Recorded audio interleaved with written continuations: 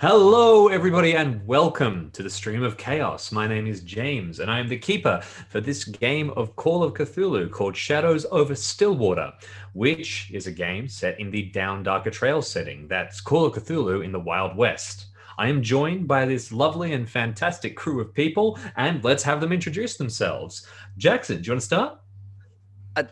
I'd love to. I thought you'd never ask. Hey, I'm Jackson. I feel like I haven't gone first before. I could be wrong. I'm playing Marshall Mack, who is up in some gold mining hills, having pulled off the cleanest arrest of his career. Three bandits wanted for murder, and they just kind of threw down the weapons and backed away. It was a pretty good operation. Yeah, sometimes these arrests just go perfectly smoothly. Oh, they said something about demons, but we'll figure that out. It's probably nothing, Yeah. Daniel. Hey, I'm Daniel. I'm playing old man Griff Gutherson, who's an aging mountain man. And last week I was leading the party, and I think I did a very poor job. Oh, that's right. I tried to find a cave, and I found I found a cave with a mountain lion in it, and the mountain lion attacked me. So that was fun. Yeah, well, you did find a cave. It's just that something else found it first. Yeah. Absolutely. Art. Hey, I'm Art. I play Dr. Joseph Waite. And last we saw me, I was communicating to an insane conquistador in broken German and hiding behind rocks. just an average run-of-the-mill day for the good doctor. Mm-hmm. Absolutely. And David.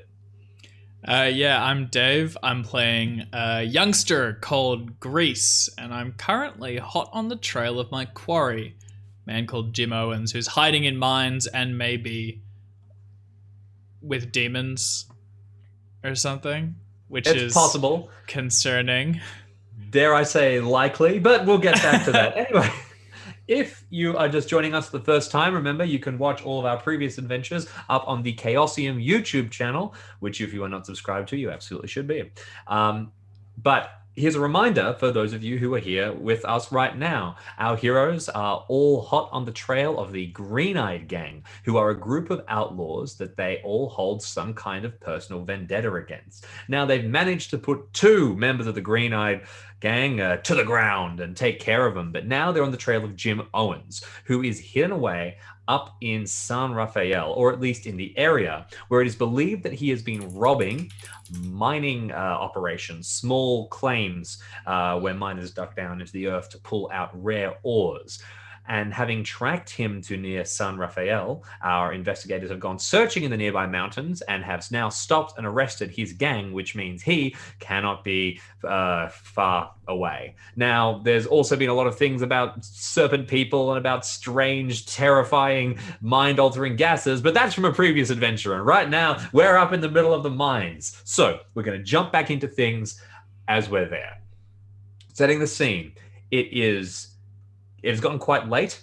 You've been moving through the mountains all through the day. So the sun is setting, casting these grand long shadows. And you're in this little sheltered alcove where there was a hidden fire that has some shading over it so it doesn't give off too much smoke. There's a couple of outlaws that have very quickly thrown down their weapons and are holding up their hands and look, if anything, relieved that somebody has arrived to take the terrifying circumstance that they are in off their shoulders and possibly deal with it themselves. So while you all are getting them to sit down, taking their weapons, tying them up, Nellie Worthing, who looks to be the leader of the group in the absence of Jim Owens, is continuing to babble at you. And she's saying, you can't imagine, we saw terrifying things. We heard noises. You gotta make things better. We'll go to jail if we have to. But Jim and oh God, they all seem frantic. What are you all doing? Are y'all talking about the man, the Klager brothers, man? Is that where you saw these? Elvin Clinton is going to nod a few times and say, "Yeah, down at the mine we were heading over, but something awful's happened down there." And when you say demons, what exactly did you see? Well, I didn't see much personal like, to be honest. He looks towards Frank and Nellie.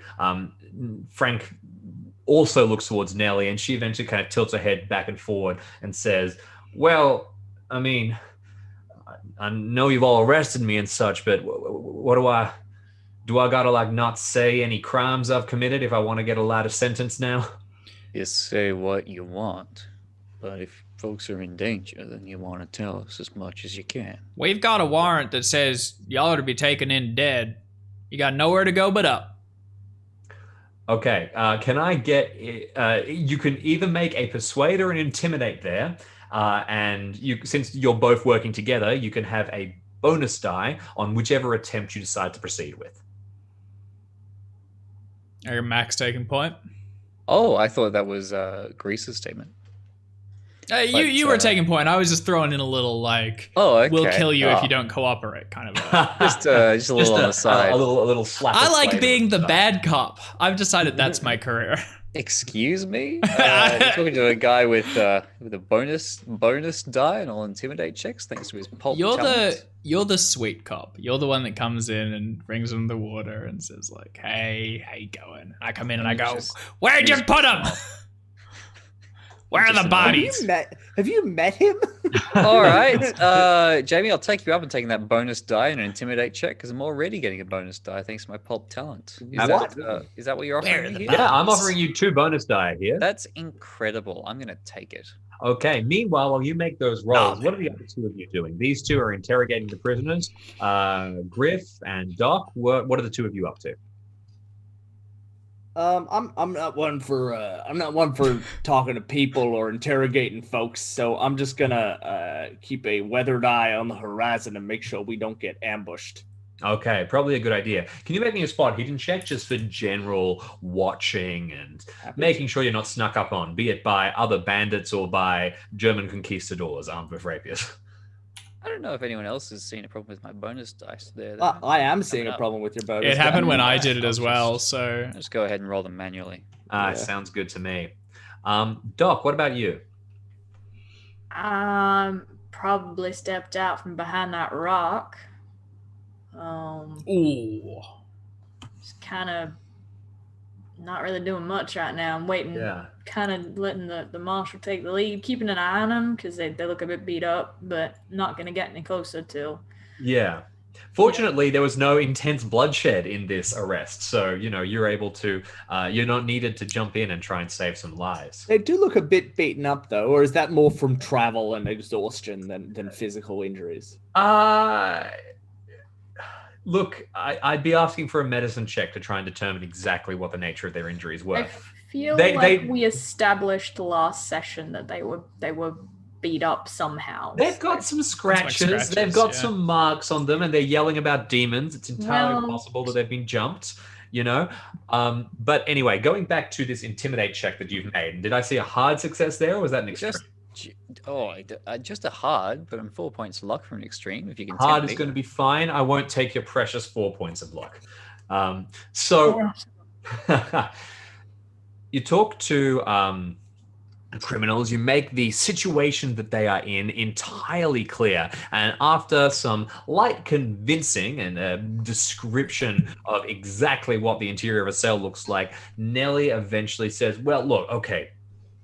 So Jim goes in first, all right? That's always the plan. He heads in. Sometimes he can just talk all the gold and silver straight out of their hand. It's amazing. He puts them at ease. He makes sure they're relaxed. And then if we don't hear from him within a couple of days, well, we know that something's gone wrong. We head in the middle of the night. Either he's gained their trust and just made sure that they're not watching, or he needs us. We come in, we take whatever we need to take, and we get the hell out of there." That's what we got to. Been a couple of days, so we went over to the Klegger mine and we set up outside and started moving in, looking through the camps, and well, we found dead bodies scattered around, lying there. And Jim? We found Jim, at least I thought we did, and he didn't look right. He looked sick, like something was wrong with him, and he starts calling us over, saying he's got all this silver, all this gold, and when we won't when we hesitate, when we ask him exactly what's going on, then all the dead bodies around him start wriggling, and they come up and they rush us. And we ran through the mountains, around the rocks, staggering, falling, and we think some kind of demon got to him. He didn't look right. He had black eyes and strange lights. I couldn't say, but it wasn't normal. Whatever was going on. Have you ever seen any like fireworks or anything in the region? Low rolling fog? Fireworks? No, nothing like that. Now, having obviously heard now something, the two of you, and Doc, I'm going to assume that you were standing close enough to be listening to all of this. That is obviously a sign of the mythos. I will be asking all of you to make a sanity check. This is just going to be a single point of sanity damage on a loss and no sanity damage on a success. Meanwhile, your spot hidden check. Let's see how you went. If I toggle back over. That's my one, Griff. second That's one, critical Griff failure. Gutherson. That's my second crit failure in a matter of Look at those rolls, days. y'all. Look 87, at mine. 92, 86. I like it because all failures. it's us hearing it, and we're all just going, "Oh God, it's happening again!"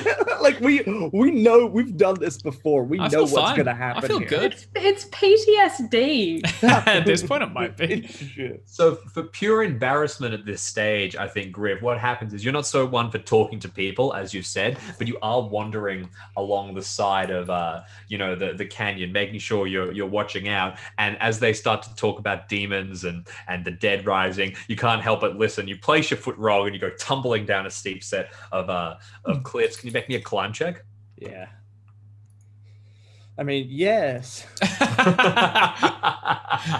I did. You managed to catch yourself before falling completely off and scramble back up. So you're not tumbling to your death today, but it does give you pause for a moment. I'll right. make sure I lose that point. Yep. Meanwhile, the criminals, the gangsters, Jim Owen's posse, continue to look out across the collection of you, looking for some kind of indication about what's going to happen next. One of them keeps saying, "Well, Jim wasn't right. But you got to get something real strange being happening. I know that he said there was strange things in the world. The gang he used to run with used to talk about them all the time. Said he still had some connections with other ones, and said that they knew all kinds of strange things. Looked like one of those strange things came back to bite him." You mentioned bodies littering Yeah. around. Is that your handiwork? Bodies on the we no, not these ones. And the other two give him a look like, "Don't say that." And after a couple of seconds of silence, Nelly is going to kind of look up and say, we're people don't give us the money, then we're liable to shoot them if they try to resist.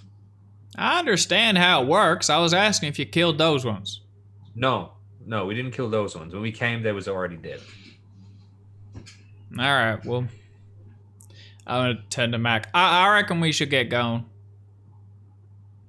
I propose we head in sooner rather than later. As long as these ones are disarmed, I don't see the harm in taking them along with us. I propose disarmed and walking in the front.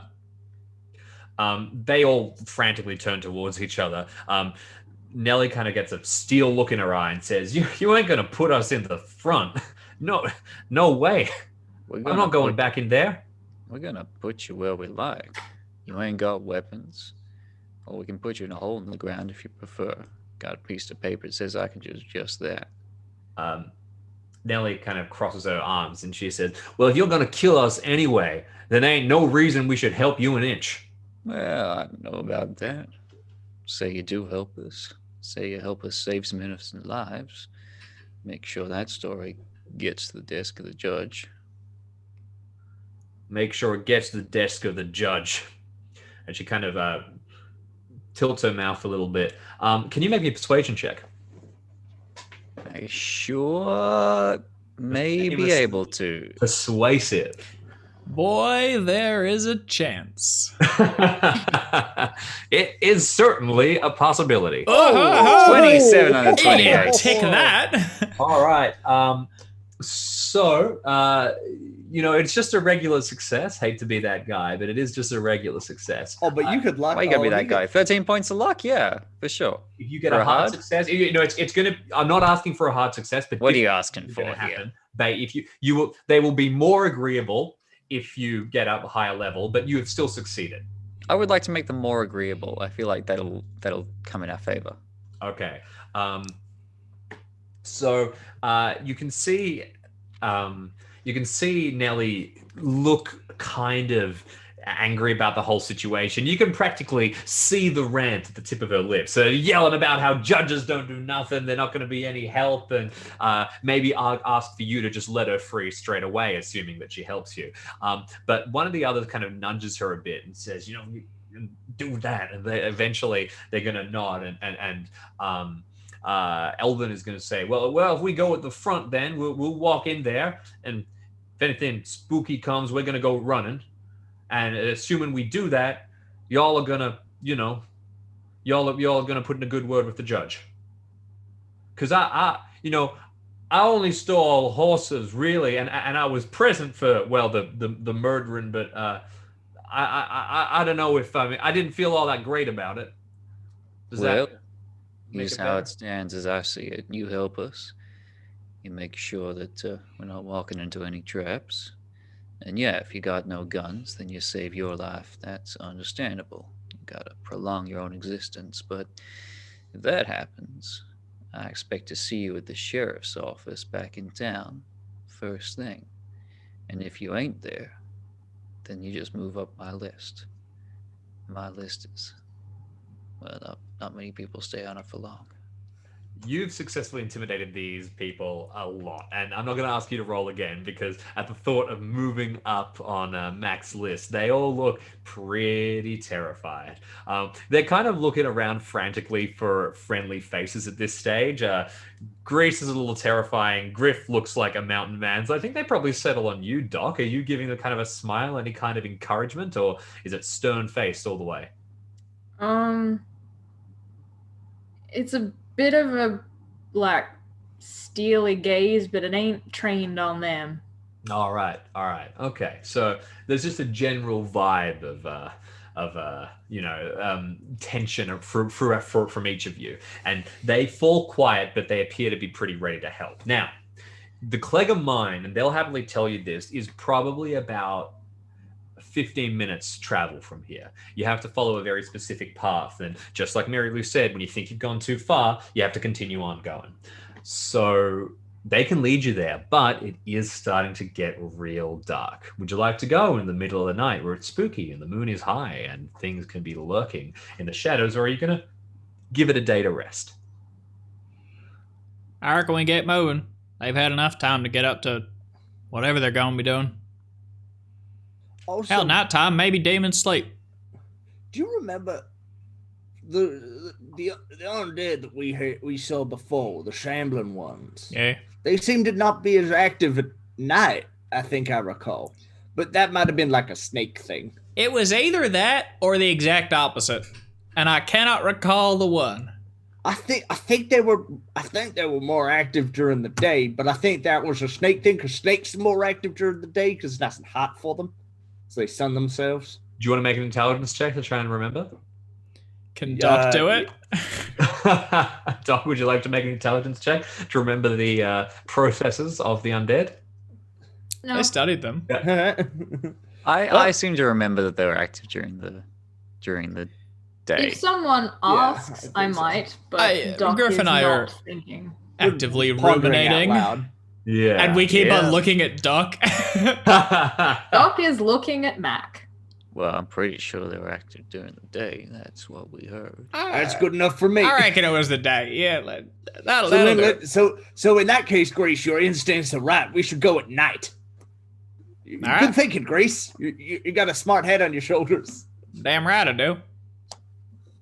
Let's get What's see it by the day. plan when we get there, though? Well, I mean, we know there was bodies scattered around and they began to raise after these folks wandered in. So I reckon we get there, we assess the situation. It looks like them bodies are going to be moving. We tie them up, dump next to a tray or something, make sure they can't go nowhere. Then as we begin to go down the mine, we'll get some lanterns out the front, give them to these dopes if they're willing to keep going.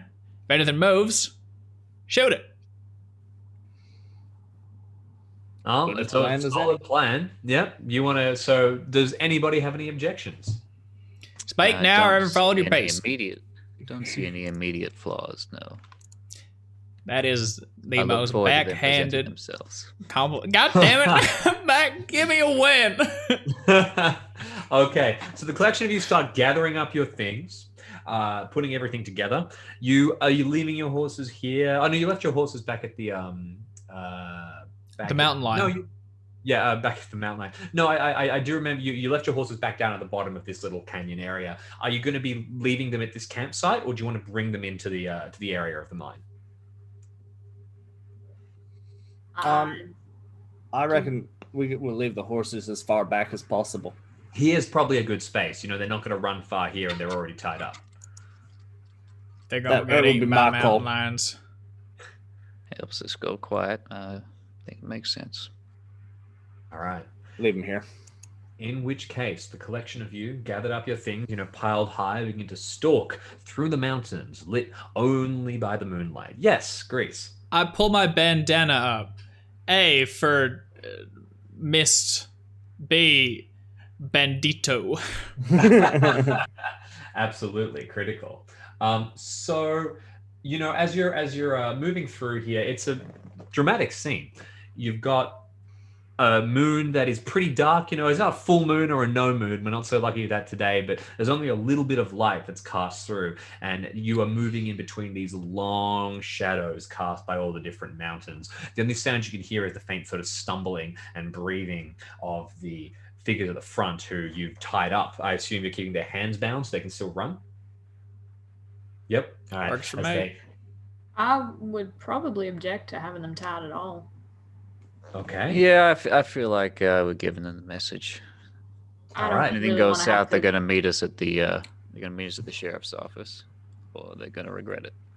In which case, they're not breathing nearly so hard. They feel they're able to use their hands, and they're freer. And the collection of you moving forward, head up, coming over a ridge until you keep going. And you find a side winding path that leads you down into a deeper valley surrounded by mountains. It's like you're walking into this little alcove of pure shadow, but eventually you come to a small fence and a gate high enough to stop any animals from getting out. And there's a sign put to the front, painted, "Keep out," and another one to one side, which says Clegger Mine. It's immediately obvious what this place is. There should be a chain that is locking this place shut, but the gate is hanging open, and the faint breeze that shoots through the mountains, it goes to and fro slightly, creaking. Any preparations? Or are we going straight inside? Any sense in doing any kind of tracking? See what might have happened out here? I can take a look see. Yep. Do you mind if I take a look see at the tracks? Certainly. Make a track check. Yeah. Any influence from it being dark, or? Well, let's talk about that. How much light are the collection of you bringing? Who's carrying torches? I ain't got a lantern. There's probably. I said I got camping supplies when we were back in the now no longer New Mexico. Yes. So I'm happy to roll up for it, but I would assume a lantern would be. You were very prepared, and if I recall correctly, you made a check to make sure that you were very prepared. So you can assume to have that kind of equipment. The question is more: are you lighting it? They probably had some lanterns amongst their effects too. But a light is as much a beacon at you as it is a beacon outward. Just remember, I feel like in the darkness we might do better at being quiet. Well, we might lose the element of surprise should we approach with lantern light. I'm not so sure. There's a good chance that when you're dead, you don't need your eyes, you don't need light to see. Lizards look with their tongues. That's true. Thank you, Grease. Very helpful. Look, I'm just assuming the one lantern then, and the one lantern is being held by the good doctor. All right. If we have an extra one, I'd pass it to one of the trio. Let's do Sure. not Nelly. Let's do Alvin. Not He seems Nelly. like All right. You've got Elvin Clinton and Frank Newer to choose Alvin from. can have it. Thank you. Yeah. Congratulations. Y'all are a target. My mom always said I was a bright spark. So with the light from the lamp now being shed across the ground, you can have a pretty good look. What did you get on your track check? Let's have a look. I got a regular success. Not Regular bad. success is fine. So you can see pretty clearly the tracks haven't been disturbed too much. It hasn't rained here. It's a desert and it rarely does, but the few times it does, it erases everything. But the wind hasn't been too bad either. So you can see a passageway of feet where you assume that the claim jumpers entered. You can also see where they left, and they were definitely running. You cannot see any sign that they were pursued, and you cannot see any sign of regular passage through this area, either ingress or egress. You think that the owners of the mine, the collegas, are either still there inside or they're not in a position to move anymore. I relay that information. Their trace checks out. Looks like a group of about 3 came and left in a hurry, but there ain't been much movement since then, or even before then. That seems to be the only movement in the last at least week or so. All right. Keep pushing forward. All right. All right. You take a brief glance. Everyone checks their weapons, and then not weapons, as the case may be. Someone looks at their lantern, gets spots in their eyes, and you move forward, heading further in. It is a very... It's a small little mine, but it's pretty well built. You can see a couple of cabins and what looks like a larger house. You think there's a couple of cabins there because the Clegger brothers probably all had their own one. This is a nice area. It's well tended to. As you stroll through, you can see a large tunnel that appears to head into the mine itself. Descending down into the bowels of the earth. This isn't one of those mines that is just a hole straight in the ground. It appears to actually dig into the mountain. Now, we've joked a lot about the collection of you not knowing much about mines. I would like a natural world from anybody who would like to volunteer just to get a little bit of information about mines and caves. Which of you would like to go? I got the mining equipment. I got some knowledge on mines and mountains, if that's what you need. I think that Griff, I think you would be uniquely suited for this. Why don't you make the roll? Damn it! I really wanted that to fail. Scraped it. Great. I know things about mountains.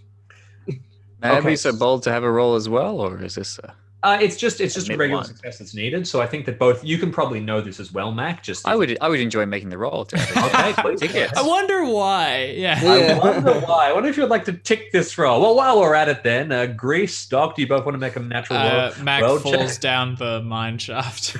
Oi. Okay, so you are estimating just based on the way that the mine shaft kind of opens up, and it's not particularly neat, and it digs at not a very steep angle. You are guessing that the reason it's such an odd shape is because it is taking advantage of natural formations in the mountain. So this cave system, as a result, because that's really what we're talking about here, a cave system could extend quite deep into the bowels of the earth. Even. It's not the first time. These mines, they're connected to like natural caverns that are old, real old. They've They been there for a delve long too deep. time. And They probably greedily. go deep, and they call it a mine. Baradoom. So with the drum beats of Cover Doom in the background, you Yeah. forward, begin to look through the buildings. You're getting close to the entrance of the mine now. You can see the larger house, and the faint beam of your light is beginning to illuminate the area. You can hear the heavy breathing now of the figures that you brought in, the banditos, as they look left, look right. They're tense. And then your lights begin to cast across the bodies, multiple of them, lying on the ground, scattered around the entrance to the mine, more around the entrance of the cabins maybe, as if they just burst out from them and then collapsed. They are fallen straight onto the ground, pale bodies glistening slightly in the moonlight. No more sign than that no sign of injury unless you want to get up close and start having a look. I have a theory that Griff has a theory that he would like to put to test. Can I see, and maybe I'll have to get closer for this, but can I see any footprints around the corpses that would suggest they have been getting up and walking around? Sure. You're going to have to get real close to them. Make a track check. I'd like to pull my axe out and be ready as soon as, like, I'm pretty certain they're about to jump up and grab me, but I want to check their feet. Collection. That's what I would like to do. Perfect. So making a track check. Meanwhile, the rest of you are moving forward. You're looking frantically one way or another. This beacon is shining brightly. You may notice I haven't asked you to make a stealth check. This is why. The beacon is, anyone who can see you is going to see you. The rest of you spot Griff kneel down and begin to sort of look across the ground. Are any of you taking any particular actions? I'm gonna prod Nelly in the back and go, I don't see them moving now. They were moving. Well, I'm very happy to leave. If I was wrong, well, I'll be pleased about it. Let me tell you that. I reckon the earth is too hard here and too compacted. Absolutely. So there's no trace of any footprints or anything. Stomped through, and also this has actually had a lot of work done to it. You can see a small railway passage with a mine cart on it that leads down into the mine. So it looks like there's a lot of work here. I can see Reese's eyes light up as I mentioned mine cart on a Get railway. to that mine cart. But as I approach, do they make any movement in any way? Well, when you bend down, they don't make any movement. Okay. Give you that little bit of peace. When you bend down, you begin to look at the tracks. The corner of your eye does catch one's face, and you can see that they do not look normal. Their eyes are wide, and black drips of tar and, you'd say it was paint, have fallen all down their mouth and all down their eyes and out of their ears and out of their nose, as if this horrible pitch has just dripped out of their entire body, and they lie there completely unmoving. You're also close enough to be able to see that you can't see any major injuries. They don't have missing arms, they don't have missing legs, they don't have gaping, split open rib cages or anything, just signs of some kind of black, horrible liquid that has dripped down. Oh, there's something you got to look at over here if you don't mind. Righto. Guess I'll go over and medicine. Okay. You ever seen anything like that before? Does it look like they drowned? I mean, so first of all, make a medicine check and tell me exactly what you were trying to determine. It's coming out of their ears as well, though, right? Like every orifice, basically. So the diseases of the day are things like typhoid, cholera, dysentery. Cholera? This is the worst soup menu. And most of and TB and things like that, but most of the like dysentery and cholera, there is a level of liquids rapidly leaving a human system in not very nice ways. So I'm probably looking whether or not it looks like it's a natural disease or whether it looks like, and this is something that Doc's like, I've seen some shit at this point. Do they look like they have been drowned? Yep. Because again, like there's a level of you can drown on your own mucus essentially, but that's kind of what he's looking for is like, does this look like it could have a natural cause, or does it look like the system is rejecting something? And like, what is it that have they, suffocated themselves essentially? Absolutely. Okay. So you bend down and you bring the lantern close. Make your medicine check a hard success. Okay, fantastic. So you bend down and you look at across this, and there's too much of it for this to have been any kind of natural expulsion. Too much that's clinging to the face still. Drowned, maybe, but their eyes aren't bulging in that way that you would expect. It looks more like, and then as you bring the light closer, the black, and it is pitch black, tar that has dripped down their faces begins to wriggle and retreat from the light. It is alive and it is responding. And because you got a hard success, you're able to shield the light and not wake it up. But as you look back and take a few steps, you can see that just ever so slightly, the black goo that is all around them is trickling ever so much and moving. And as you step back, you can see that now a tip of it is on your boot as you move, and it sort of moves just away so you're not stepping on it, and nestles nicely in the cracks beneath the sole and the skin of the boot itself. It's on my boot. Yep. I'm gonna try and get it off with a stick. Okay, fantastic. Now, Surgical instrument. Yeah, pretty much. I mean, that's what I've got. since you are so used to this kind of strangeness in terms of like, it's basically a medical procedure that the context of this has emerged in, so I'm not going to ask you to make a sanity check, but if you make the others aware of it, they will have to. So you've kind of realized this terrifying thing is happening. Pick up a stick and start scraping your boot. The rest you can just see Doc working away as you continue to look around. As Doc's doing that, I've gotten the length of rope that we're not using to tie these three. I've squatted down on one of the corpses and I'm lashing their wrists together to their legs so that they can't move, and all the while exchanging barbed insults with Nelly about how little I expect these things to move. Okay, fantastic. So as you're scraping your boot, Doc, Delicate. It's more Delicately. like, you know, like if there is a bee on something and you want it to not sting you, so you very delicately just lift it up. That's kind of what I'm going for, because Okay. delicate movements I'm used to. Make a spot hidden check for me.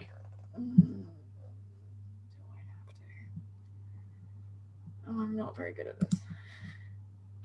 Nope. Ooh, okay, a failure. All right. So you are being ever so delicate, and I like your analogy of this bee. You know, there's a bee on something, you're trying to really carefully move it off, and just because you are so focused, you know how delicate you have to be. We've already established that Doc can get tunnel vision at certain points, and Doc does not notice Grease lean down and essentially pick up the beehive and start shaking it around.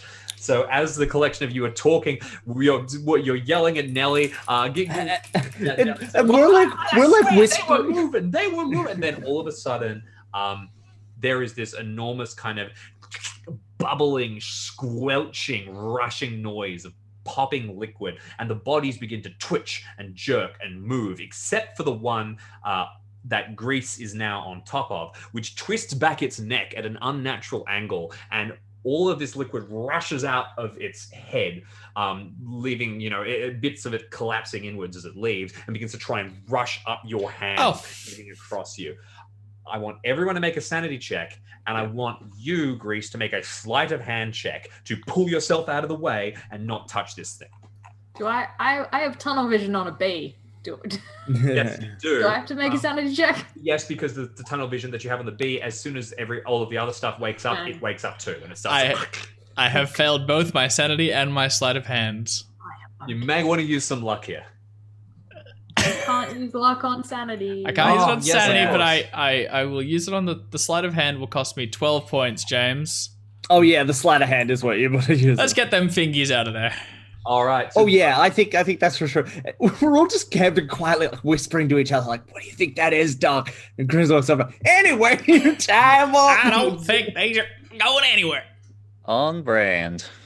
So those of you who failed are going to take a D4 of sanity loss as the liquid begins to sort of twitch. Now, those that the liquid that is still inside the bodies begins to make them throw their heads around, and you can see the bodies trying to react in some way. They throw out an arm, they throw out a leg, and they start trying to get up, but it's an unnatural movement. They're not exactly sure how to do it as they begin to writhe. Meanwhile, there is a lot of this black liquid that has just drifted about and is near the bodies or pulled around or on the tip of Doc's boot, and that liquid begins to fizz and bubble and then takes off and starts hovering in the air above you, and almost like ferrofluid, if you've ever seen it, moving around, blurring, tearing, and it is in the middle of the space in between you all now and starts to move faster and faster. You can hear this bubbling, this squelching, this howling noise as all of it continues. Chaos is erupting around you. We're going to go to dexterity order because I think the next few moments are going to be particularly important. Far out. So the one that I just barely got my hand away from, did that go to join the mass? Some of it did, and the rest is still chasing after you. It's trying to get onto. It's like getting the tips of your clothes now and trying to crawl up onto your chest. Shit. it wants to be clear, like it wants to get up to your face and pour in through your eyes and your mouth and your nose. I think I'm first if I use my weapon, which when in doubt, weapon. Look, you got it. You got to hammer everything's a nail. I am going to shoot the ferrofluid. Okay. So as I stumble backwards. I think I'm going to shoot the stuff on the ground that's running at me like flubber. Okay, fantastic. I'm going to shoot the stuff that's on me. All right, that's lean not backwards, quite. fire off a shot at it. Make a firearms check, and this is a small target at this stage because it's just sort of it's dark. Weird. Yeah, and it's dark, so you can make this with a penalty die. Thanks, James. Let's smash one of these out. I'm excited to wake up the rest of the. Wait. It looks like. Oh no! It is in fact. I forgot. No. It just happened. I don't know why that isn't working today. Yeah, we have literally done nothing to change it. A 96. Oh, 92. Oh my 92. God. 92. From Actually, I can extreme- spend 6 points of. Oh no, you can't lock. It's fine. All right, so you begin firing at it, but it's too quick. It's darting around, and it kind of comes apart and reforms and is rushing towards you again. I'm yelling as well. I lost 4 sanity. I let out a terrified scream and take a few steps backwards. The whole mine is in chaos now, and you can just hear. It's dark around here. So if you're trying to picture this scene yourselves and everyone watching, there's the sound I want you to focus on. The weirdest squelching and popping and screaming noise of boiling liquid you can imagine. It's chaotic. Meanwhile, Mac, what are you doing? I'm not convinced. Do I feel like I can shoot this stuff? I don't know. There's a large ball of it. Otherwise, there's the bodies that are getting up. I'm more concerned about the bodies, I think. Yep. I think they're the immediate threat. Yep. I'm going to crack off a shot at the closest body. All right. Make a firearms rifle check. I will with a hard success. All right. You crack off a shot. The light from Doc's lamp, which is still held aloft, managing to reveal things enough for you to aim carefully. Where do you hit this thing? So it seems like the liquid is like driving it, right? I guess like right in the lower torso so that it bleeds out. Okay. So it drains. You hit right in the lower torso, and you know there's not enough liquid in here it's not full. It's not like a balloon. You hit the lower torso, and none of this dark liquid begins to spill out. Instead, there's a brief little bit of old dried blood that kind of tumbles out, but these bodies have been lying out in the baking sun for a while. There's not enough for them to really bleed or anything, and the body appears completely unbothered. You deal 11 points of damage. I will take that in mind and reduce it to 1. I should have gone for the head. Okay, so I thought I was being clever. I think I was not. I think the logic was sound. yeah, you fire at one. That is the end of my sentence. Because it's like if you hit it in the head, like it's going to drain down to here, but it's still going to have like lots of just be stuff under in its the limb. eyes. So I thought I was being smart. You imagined it was like a water bottle full of water rather than a human full of alien goo. That's where they I go. don't know. I'm working with what I got here. I follow it. It's a common problem in the study of fluid dynamics. Yeah, Griff, I just put what are this you down doing? to like fluid cordyceps and left it at that. Fluid what? Cordyceps. What does that mean? Have you played The Last of Us? The first one. You know how the fungus is like driving people? Cordyceps fungus gets into like ants and spiders and takes over their brain and like zombies them around until it decides Imagine it should the doc die. just and explaining. Yeah. So cordyceps fungus, but The Last of Us is based on what cordyceps fungus would do if it got into a human brain. It's a good time. Awesome. Excellent. So it will be Dr. Waite before me. it will be Dr. Waite before you. I'm so sorry, Dr. Waite. What would you like to do? Waite. Back the hell up. All right, Good you call. start backing away as quickly as you can. Meanwhile, on the same dexterity round as you, the others, Nelly is going to go, see, and start tearing off, hightailing it in the opposite direction, sprinting away as quickly as you can, followed by the others. You're just backing off, so you're not fully committing to running, you're just getting out of danger. Mm-hmm. Keeping the light shine. Your light is now the only one that's here, since the other one is hightailing it. Yes, then light. Excellent. But away. Can I get you to make? Oh, look, I guess. Trying to think how you would be shining this light efficiently.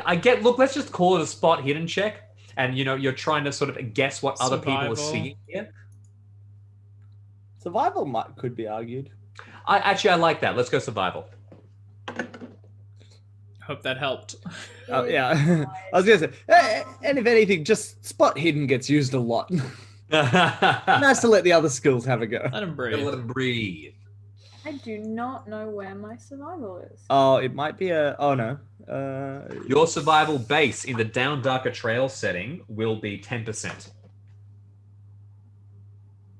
Great. I don't have anything to click. Yeah, mine has also disappeared. Just roll a 1d100. My survival has also disappeared. Huh. I feel like a few of my Curious. Yeah, I think feel like this has the gone through sheet some sort of an changed. update and has changed a few things. Yeah. Most interesting. Anyway, we'll have to address that as it comes. All right. 1d100, you say? Yes, please. Thank you. Meanwhile, Griff, what are you going to be doing? I was right next to one, right? You were. Can I get a swing at it as it rises up with my axe? Absolutely, you can. It begins to rise up and sort of force itself to its feet, and you've got your axe in your hand, and you swing forward, and the black tar is dripping around it, forming up images on its face. You miss by 1. Would you like to use a luck point? Yes. Okay, so you lean forward. It's a little bit dark, but thankfully at the last second, a bit of light from Doc's lantern shows you the way, and you swing down with this axe. Where would you like to hit it? Far out. Well, hang on, he hasn't rolled his damage yet. Yeah. I'm gonna roll my damage while I say where I'm gonna hit it at the same time. Sounds good. And that is, I am going to hit it in the neck to separate its head from its body. Okay, fantastic. Sound. And with 13 damage. 13 damage, you absolutely do that. So you cut the head clean off and the body collapses to the ground. You stagger backwards, you got it, it doesn't move. The head lands next to it and rolls, and the liquid kind of shoots back into the body, and you see it drip down along the spinal cord, feel way into every single nerve. The body kicks again, involuntary movements, but it's a lot harder to move this thing without a brain to mess around with. It's much easier if it just goes back to the master pile, and it shoots back into the air, forming the now larger ball, which is in the center, beginning to tear and rip and grow bigger and bigger and bigger with every bit that you cast towards it. That's a relief, because my other plan was to chop off both of its arms and be like, it'd be wandering around armless. I'm glad that worked. It's armless. Well, you've at least found something. Now, as you are all staggering backwards, this thing rises up into the air, and for a minute, it kind of expands like a paper-thin blanket that blocks out all of the sky. And it grows several meters across, and then begins to sort of form into itself. And it is literally kind of tearing apart the laws of how a material should work. It's like a damn screensaver. It's all color and noise and masses of darkness rippling through. I'm going to need another sanity check from everybody, especially as coming out of the front of the mine comes Jim Owens. And you recognize Jim Owens. You've seen that face before, but not in the same way. Every vein is pulsing with black liquid, and Jim's skin has crawling bits of this strange substance all across it, moving like patches of water across his face. His eyes are bright black, and bits of this liquid dribble from them. And as he's walking forward, he is going to speak. And what does Jim sound like? What's Jim charmingly spoken, gruff voice, hoarse voice? I think it's the very hoarse, A voice that's been used a lot, yelling commands at his followers, but it's not unattractive. It's just hoarse. All right. In which case, as Jim walks out and there's this stuff dripping from his fingers across his entire body, he's gonna say, "Wait! There's silver for everyone. Come on!" I need a sanity check from all of you. I've I like failed. this. Okay. Those of you who fail are going to take a D8 of sanity damage for witnessing this thing. It is literally warping the universe around you. Those of you who critical failed, which I believe for 97, what is your sanity, Doc? Nah, Above. 86. they're fine. Oh, okay. You are okay. Brilliant. So 1D8 on a fail. That's okay. That's okay. I just took Jeremiah? 5 in one hit. 5 in one hit. My I am favorite thing to hear. Halve that. Halve that using some luck. That sounds like a. Oh, I have a ton of luck. What's the deal with spending luck to reduce Double it. sanity in Pulp Cthulhu? Double it. Spend Double double it? the amount that you've taken. Double it and to you- halve it. Yep. So I you spend might do that. 10, you bring it down I'll to spend 3.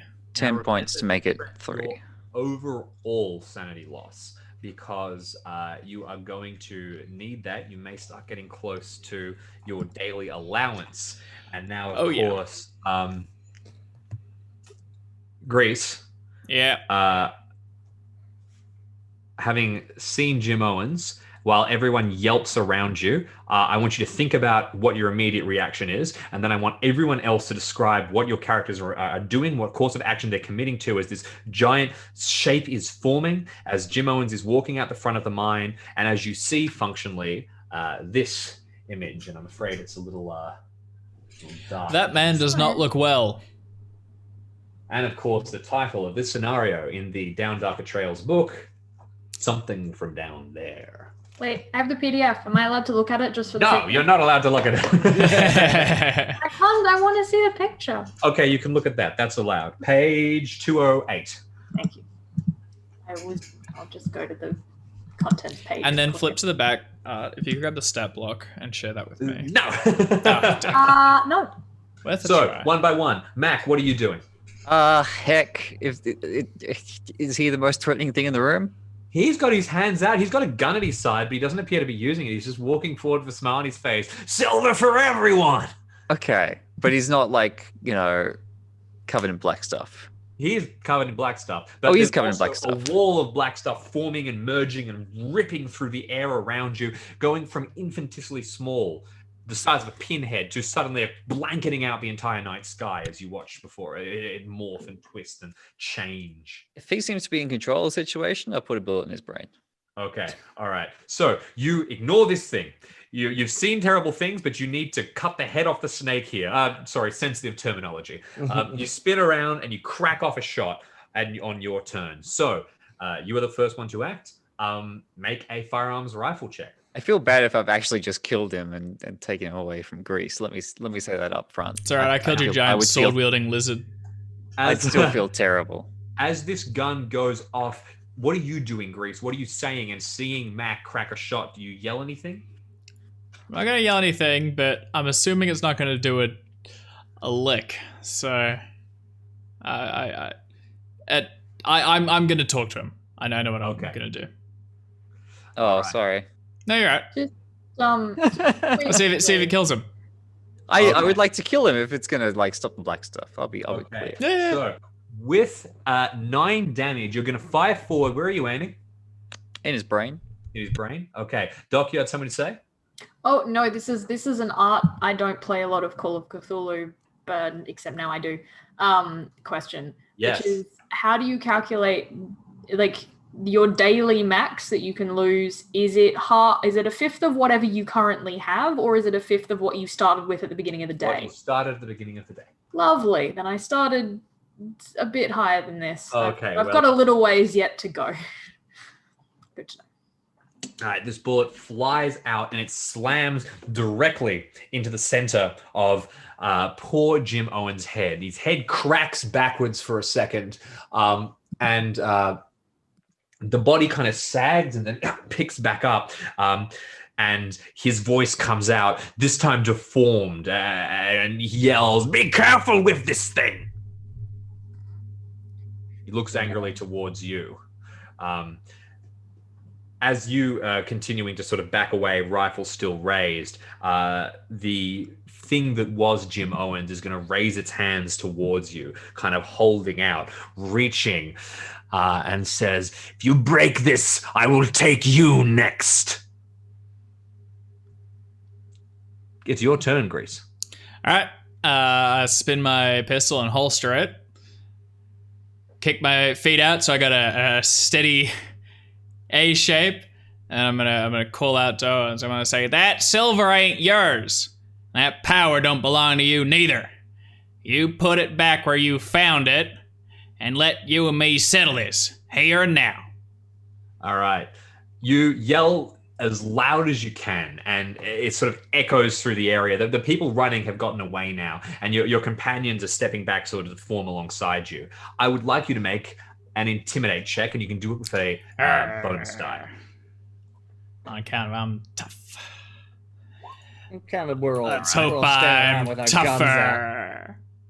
That's a success. Oh! All You right. can, I got luck to make it hard as well if it helps. No, that's fine. Just a regular success is okay. So your voice rings with youth, but with fury. And the hovering shape in the center of this area kind of stops and pulls back, and it rushes towards Jim, collecting at the end of his fingers and moving across his entire body. He has this neat hole in the middle of his head. As he steps forward, he begins to walk out of the cave and move properly towards the collection of you. He turns side on at one point, and you can see that the back of his head has now come apart. There's clearly a grand hole. He walks back, he spins around, he looks towards the collection of you. He looks you up and down. He says, "Grease! Yeah, I remember the details. Most of them anyway. Give me a second." And you can see more of the black liquid begin to rush into the hole in his head and move around. And he's suddenly nodding. Yeah, Grease, the scared kid. Grease, what's your most embarrassing memory from being with the gang? Well, I didn't run with them for a real long time, and I was young when I joined. I think like 14, 15. I was scared a lot, and I'd lost a lot of father figures and my mother quite recently. So I think I thought Jim would be that to me. And so I was much friendlier. I relied on him in front of the others, and he would rebuke me and rebuff me in front of them and sort of put me down. It would probably be that. He's going to step forward, and he kind of laughs, and he goes, "Cry, baby Grease, I remember you. Come back to Jewel, the man who taught you everything. And come back with a member of the law." It looks towards you, Marshall, as you kind of continue to have your gun raised. "Member of the law who can't even shoot straight." And he laughs, the hole in the middle of his head kind of apparently not really bothering him. He looks back towards you, Grease, and he goes, "All right, kid, I've had enough of this body anyway. Let's make a deal. You get one shot. If you don't put me down, then I take your body." Grease, there ain't no putting that thing down. It's not human. Can't kill it. I knew you don't have it in you. I hate you, true. You'll die. The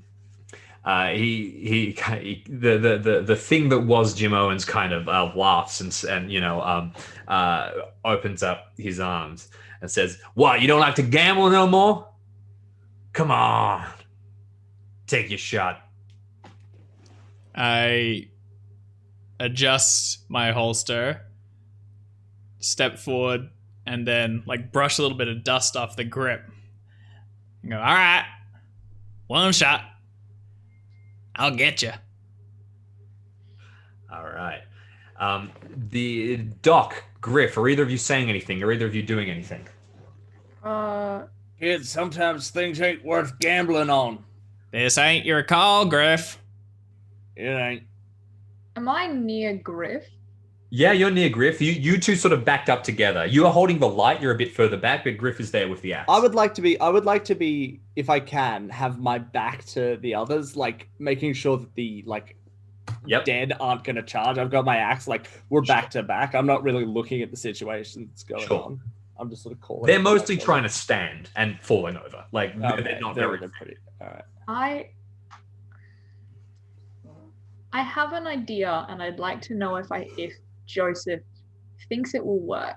Sure. Hit me with the idea. That it shrunk away from my lantern. Like the lantern went close to it, and it shrunk away. My lantern has fire in it. Yep. So Joseph thinks that it might not like fire. Mm-hmm. I don't know how ideas rolls work. And whether or not that's usable, but if not, I can tell you what Joseph is probably going to do. Listen, I think that Joseph has seen it draw back from the lantern. It did. It drew back from the lantern. Mm-hmm. Whether that will work or not, I'm afraid idea roll is not going to. He's not going to confirm something for you. An idea roll might be to say, "Hey, it drew back from the lantern. Maybe there's something there." You've got the idea already. It's going to be if you want to commit to a course of action. If you want to see this thing. Yeah, I do. All right. So while Grease is now standing in the middle, ready to go to Jewel, Griff has said nothing. Doc. I have various vials of, as I think we've established, highly flammable anesthetics. Yes. I also have bandages. I'm going to make a Molotov cocktail. Okay. Now, it might take you a second to put that together. But Joseph has probably been thinking about this from the moment the guys walked out, like I have been. So it's probably like, if it's allowed, he will have been starting to do that. Sure. Kind of moderately surreptitiously, given that he seems to be focused on Grease. Totally. So let me ask you this. Are you trying to get in before Grease goes to this duel? Or is this kind of no, okay. In which case, I won't make you roll. With time, you're able to start putting this together, and you've got one of your little flammable bottles to one side. And meanwhile, everybody is scattering around. The only thing that I would possibly like to do if there is time, because I don't think I can throw very well, but I think Griff can. Yep. And I might try and get his attention. I want to make it clear, I'm not amazing at throwing, but I'm above base. I'm okay. You can share a glance, and you can see the flicker of a match just light a tiny bit of light. We'll go back up to the top. The thing that Jim Owens is doing nothing. It has its arms wide open. It's laughing. Mac, on your turn, do you say anything to Grease? Do you have any last words? You can see your protege standing, squaring up to Jewel. I would like to say I also expressed I expressed that I don't think he should do this, but it's his call. Yes, absolutely, you did. Yeah, I just wanted to make sure that was clear. Do my best to get you out of this mess, Grease. No promises. I nod so that only Mac can see it.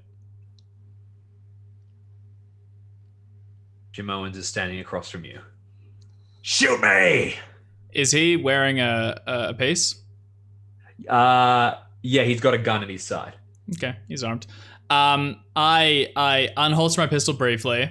I open the chambers or whatever, and I click out all but one bullet. And as each one drops down to the ground, I'm gonna say, for the crimes you've committed all across the country against the people and prospectors, and namely against myself, I, Grease, to the full effect of the law, I'm gonna put you in the ground. I then close the pistol, reholster it, and as soon as he moves to talk, I'm gonna draw and shoot him in the face. He put you in the ground. He does move to talk. He moves to step forward towards you. I kind of charge, and you whip out the gun. Bang. You aim and you fire. Make your roll.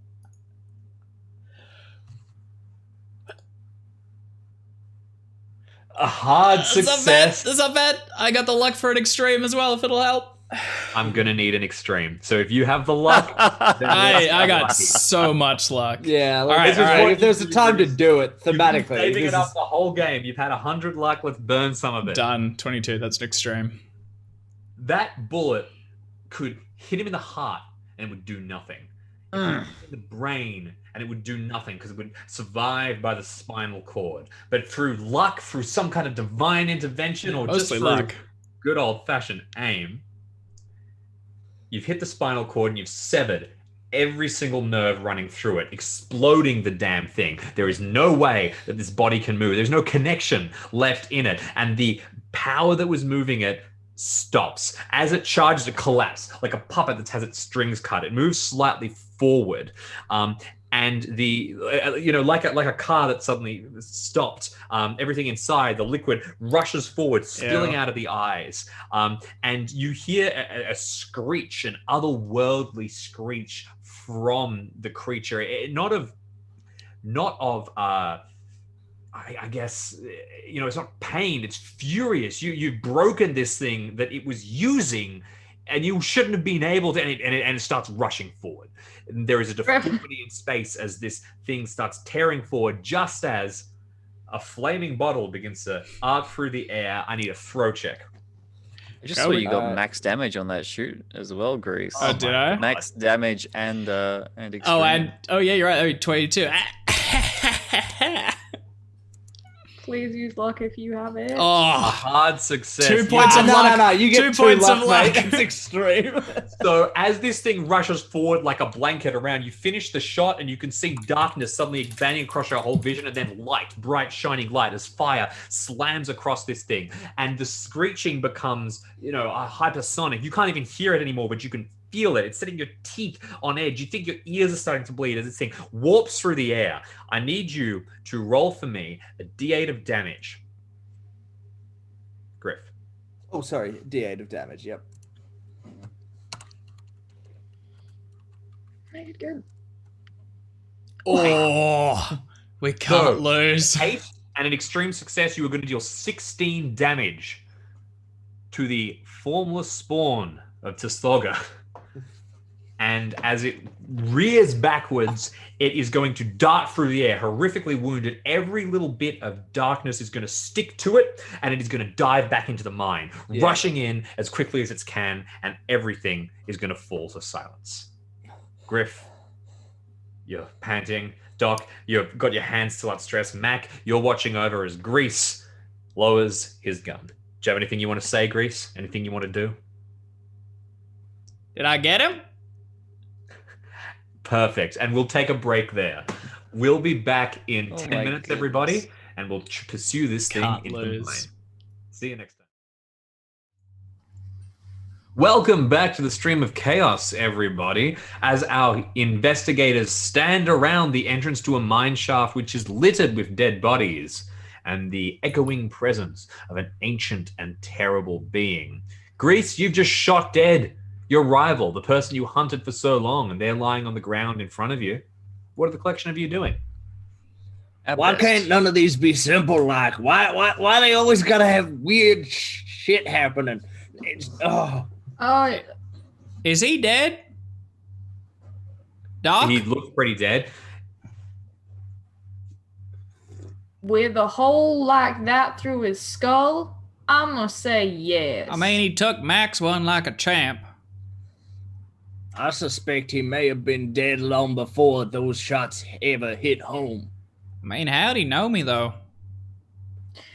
He's got whatever that was had access to the brain, or maybe it was older than that. Maybe it was always that stuff in his body. I don't like the idea that something's able to drive you like a carriage or something after you're dead.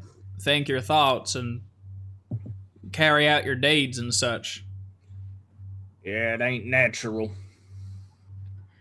No, it ain't. Mac, you don't have any of that dynamite, do you? Oh, with what happened last time, I figured we were doing more harm with it than good. I don't disagree. I just think that if this came out that they're mine, maybe we can close it back in and hope no one opens it up again. Well, yeah, but if it's made of liquid, it's just gonna ooze out sooner rather than later. We can't just leave it down there. I mean, y'all heard it. And we've seen there's people crawling all over these hills, digging down and searching for silver and stuff. we hold it up, someone's just going to come along and think they found a claim that they can have. They'll dig it up, and then cycle continues. We'll put signs around. Nothing of value is buried here. These idiots can't read. Also, when's that? And that ever is a great work? Like, reference, by the way. Don't. Oh, was it? Oh. Yeah, to the radioactive ones, right? Yeah, fucking killer. Oh, yeah, that's cool. No, I think we're here now. We deal with it now. I will say this is a mine, though, and usually there might be dynamite lying around somewhere here, probably in a lockbox or something. But We'd There's have that. to get mighty lucky. There's that stinking great big mining cart, right?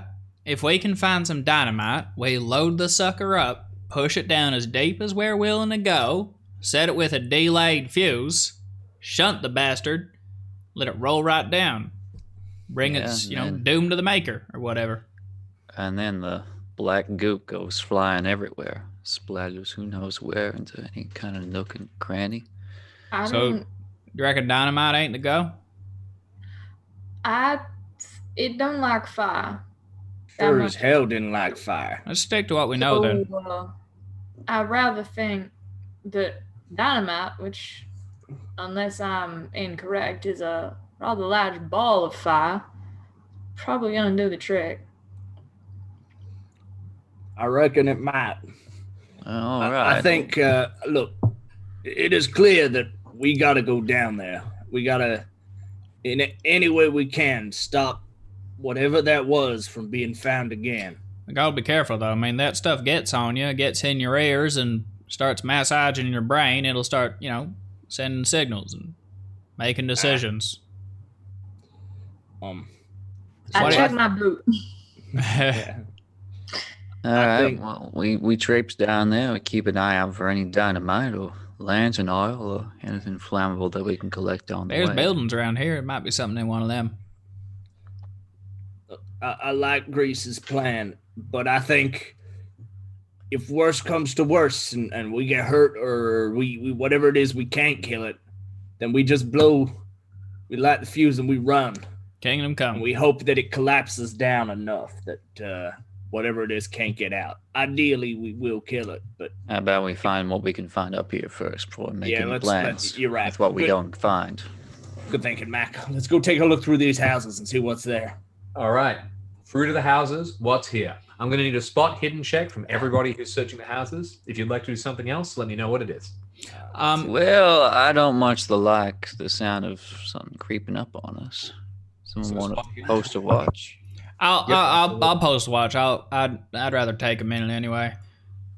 I'll keep an eye out watching down the hole to see if anything comes up. Jamie, could I roll a Cthulhu Mythos check on this thing to see if it ticks any boxes of similar bullshit? Absolutely. Please go ahead. Meanwhile, I want a spot hidden from yourself, Griff, because you were looking through the houses. Matt, if you're joining in, I also want a spot hidden from you. Doc, what did you want to do? Want to check the grease is okay. All right. So Grease is up the front, kind of gazing down, their face twisted into some kind of grimace that almost looks like thinking. Unfortunately, their Cthulhu Mythos roll has failed, so they're not really able to put anything together. You approach, and what do you want to say? Some kind of lizards, and then, they were making stuff, and who knows what kind of stuff was in the jars. So, could have been one of them, and zombies are zombies. Don't see why there'd be another kind of them. So, I suppose that it come together. Are there grease? Hey, Doc. You thinking mighty hard there. Don't hurt yourself. Yeah, no, just trying to make sense of something I don't think I can make sense of. I think you're right about that. That was quite a shot. Yeah, I was pretty sure I'd hit it.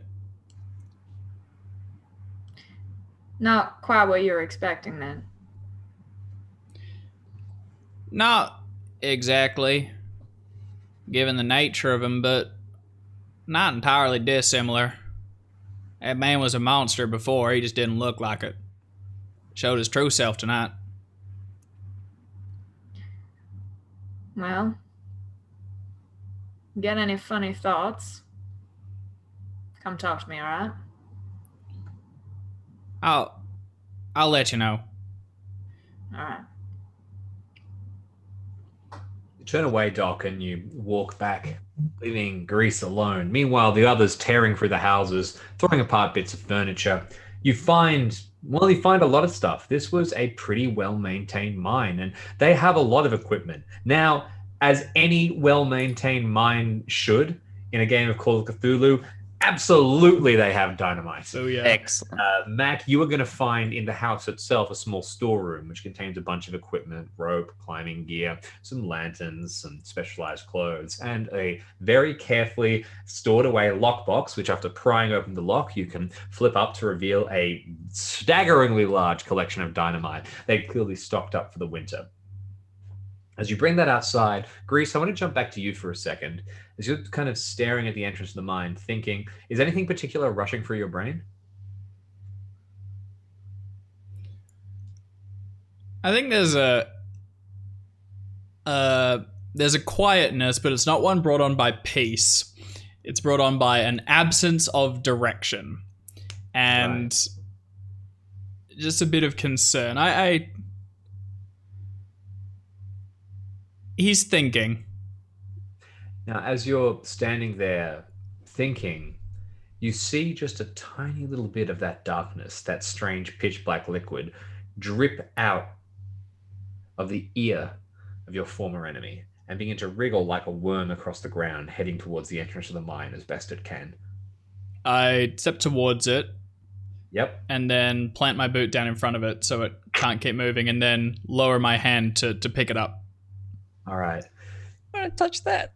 You bend down gently. Man, it can't get through my hand. There ain't no holes on it.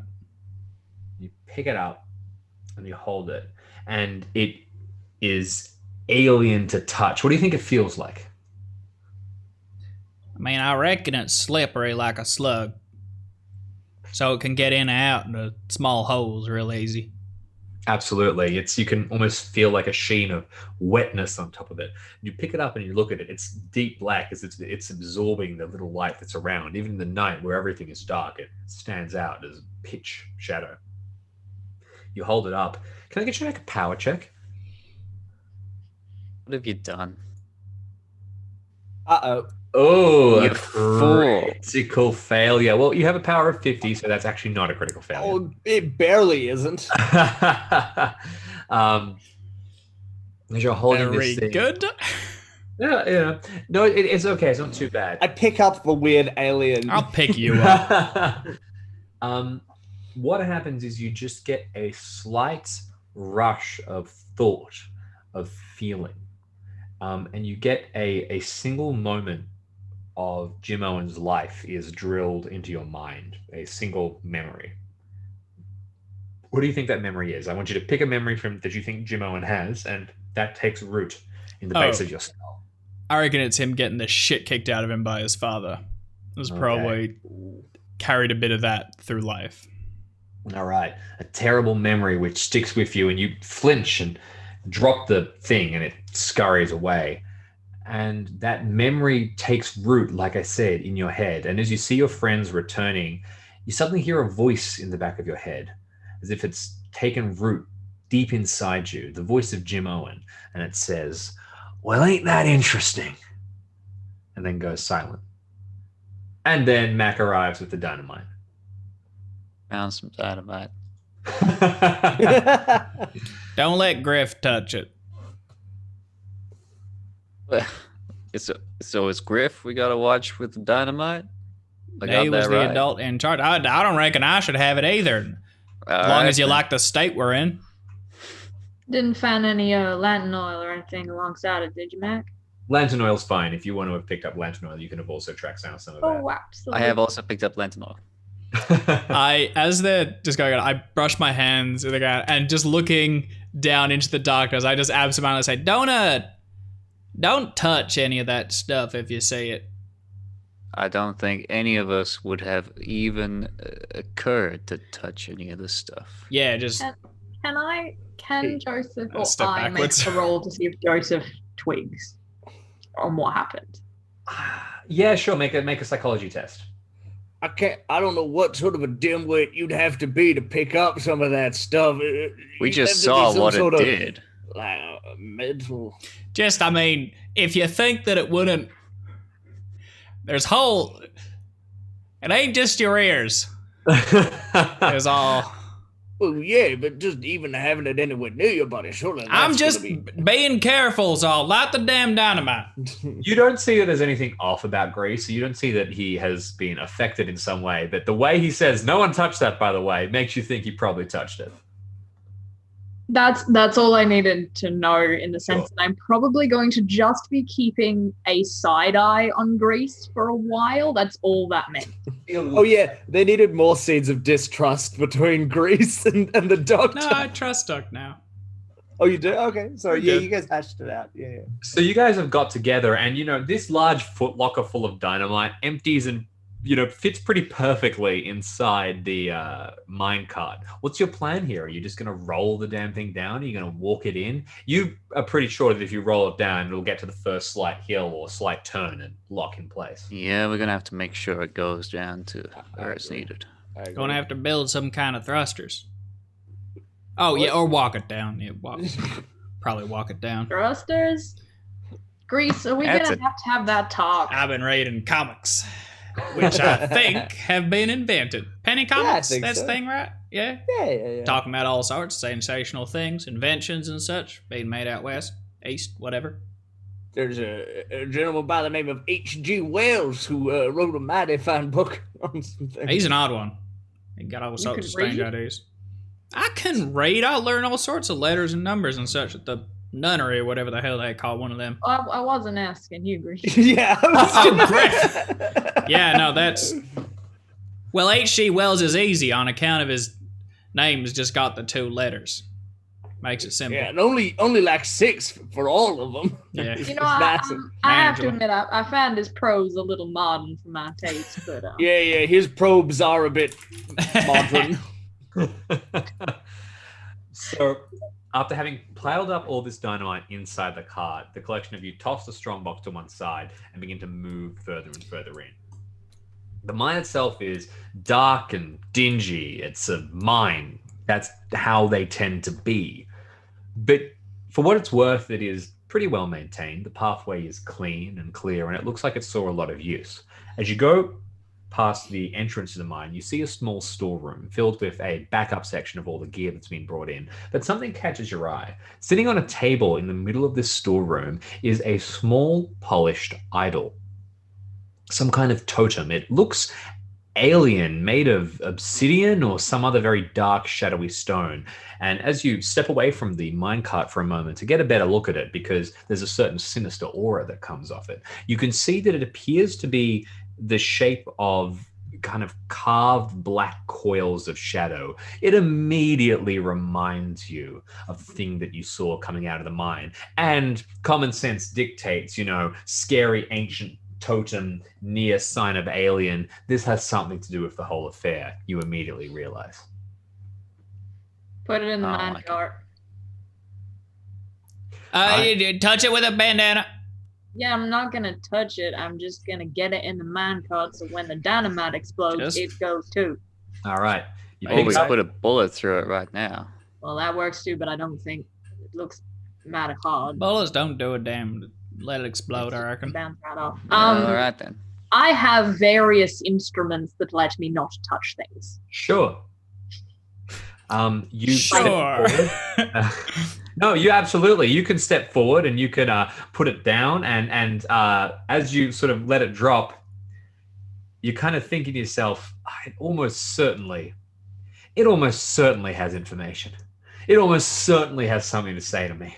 And that occurs to you for a second, and Joseph is pretty sensible, probably leaves it there, probably doesn't reach out and touch it, but maybe Art isn't so sensible.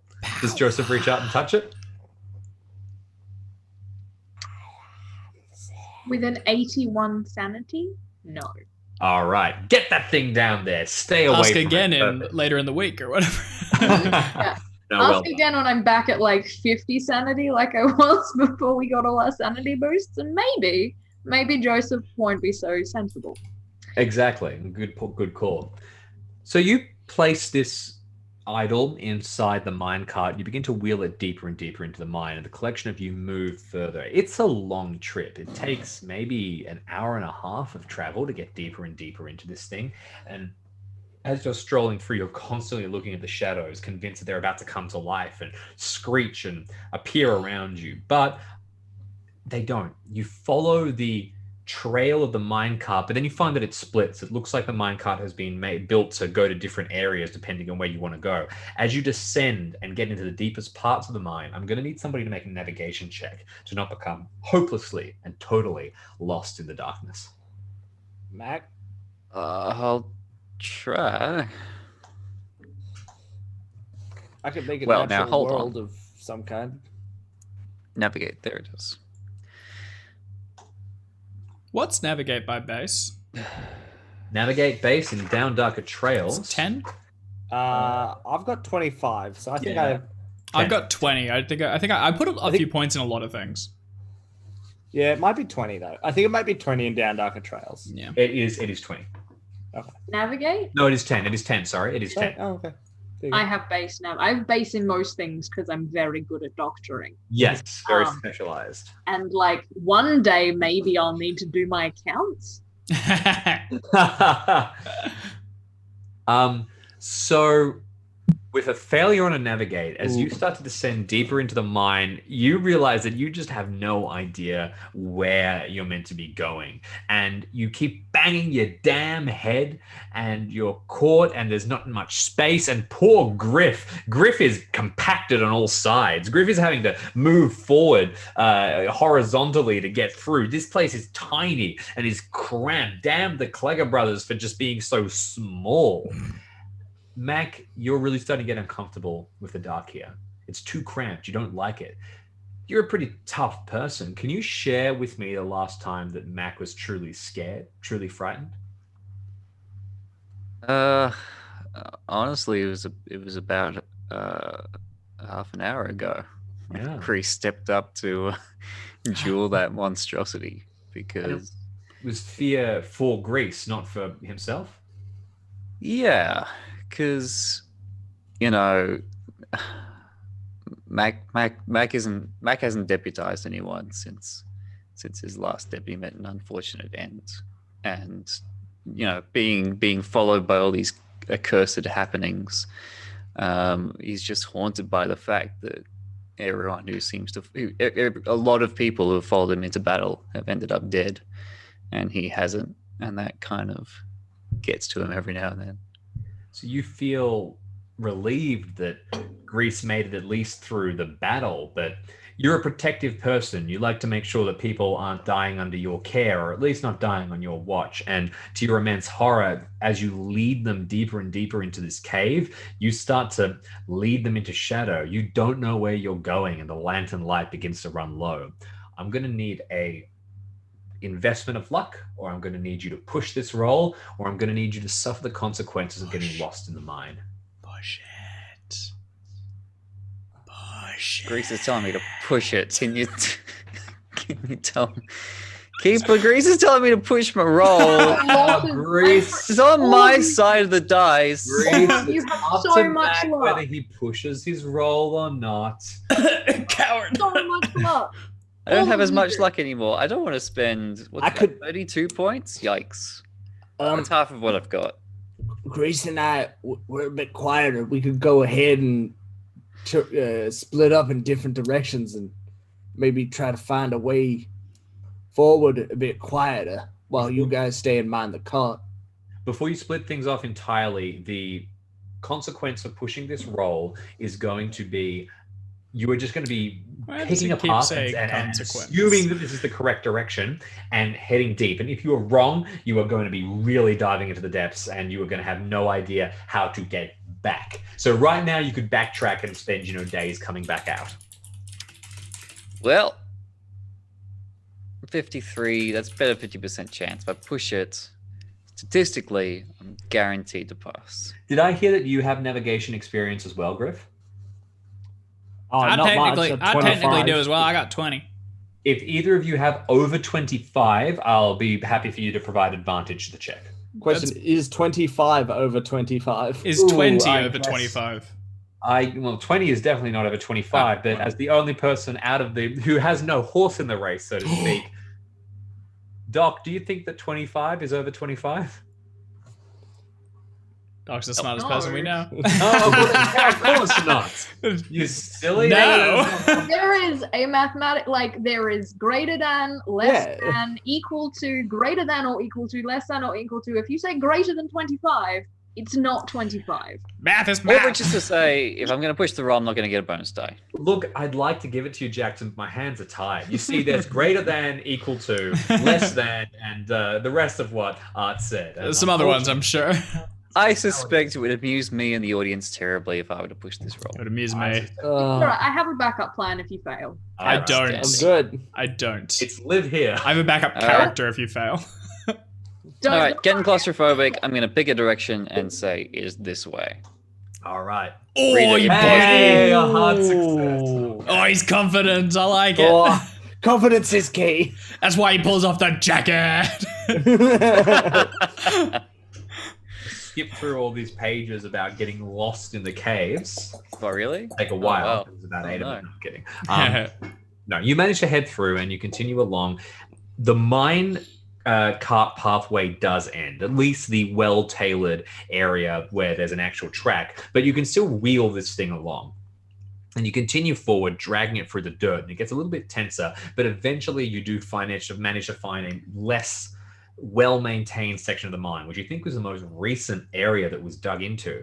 And as you head further and further, you come up a small lip, and suddenly you see a large cavernous opening before you. You lean out, and you are staring into an enormous abyss. The light from Joseph's lantern hardly casts along it. You raise it high and scan. You can't see the depths of this thing. You can see a faint path that appears to head into the center of like a long corridor, but it's as if you've emerged in a chamber below the earth that of untold vastness. It is bizarre. Now, I don't want to give anything too much away, but I am going to show you a picture just to give you a little bit of context. You've come out and you are looking into the abyss. There is just this endless room ahead of you. Question. Yes. Does it look back? The abyss does not look back. So, Nietzsche was wrong. We can clearly see. But there's a rope to one side that appears to lower down towards this path that would head further in. It seems like here is where the Cleggers stumbled upon something and they began to explore this natural cave area. You want to stop here? You want to blow up the dynamite here? Or This is going to need a lot more dynamite to just, deal with it. I think if we blow it up here, we'll at least seal whatever this thing is. I reckon we should keep going. They went deeper than this. They found whatever that thing we're carting in the cart is. Maybe if we return it or something, make amends, we can set this thing back to where it was supposed to be. I mean, these things, I reckon they're devils. True as they said, if something was woken up deeper down there in hell or whatever they have, and whatever was holding them there to punish them got taken, and now they're wandering around, corrupting the dead and living. We need to go back down there. We need to put them in their place. There is one way to find out, possibly. Hey, Grace. Yep. Can you make sure that I die? I'm gonna touch the idol. Oh, fuck. Oh! Excellent. You turn back and you reach out and you place your hand upon the cold stone of the idol. Grease, upon hearing that request, seeing Doc, touch the idol, what's your immediate reaction? First I don't realize what they're gonna. I don't realize the context. And I'm like, what? And then as soon as they can't touch it, I very rapidly go through, oh fuck, oh no, and then yes. I will kill you if something changes you. Because I was thinking the same thing not long ago. You slam your hand down on the idol, and suddenly you are transported, and you are seeing through different eyes, and you are understanding different things, and you are in blissful sleep. A calm and gentle repose that lasts for millions upon millions of years, deep in the depths of the earth. And then it is interrupted. It is torn from you. An abominable action, a terrible crime. And you are ripped from your resting place. And you are taken into the bright light towards the fire, a terrible fire that is in the distance many millions of miles away, but you can see it, this horrible star shining down and burning you, and you are kept in full sight of it. And this can't happen. So you call upon your guardians, one of the many that lurks in the depths down below, and you bring it back, and you have it creep out, and you have it trying to find you. And it does after a time, but then it's curious. And you're curious too, and you probe just a little bit too far until you encounter these investigators and their terrible schemes. All you want to do is come back and rest. All you want to do is be returned to the depths. But if you have to, you will fight to protect yourself. I want you to make a power check. Please I want you succeed. to make a sanity check.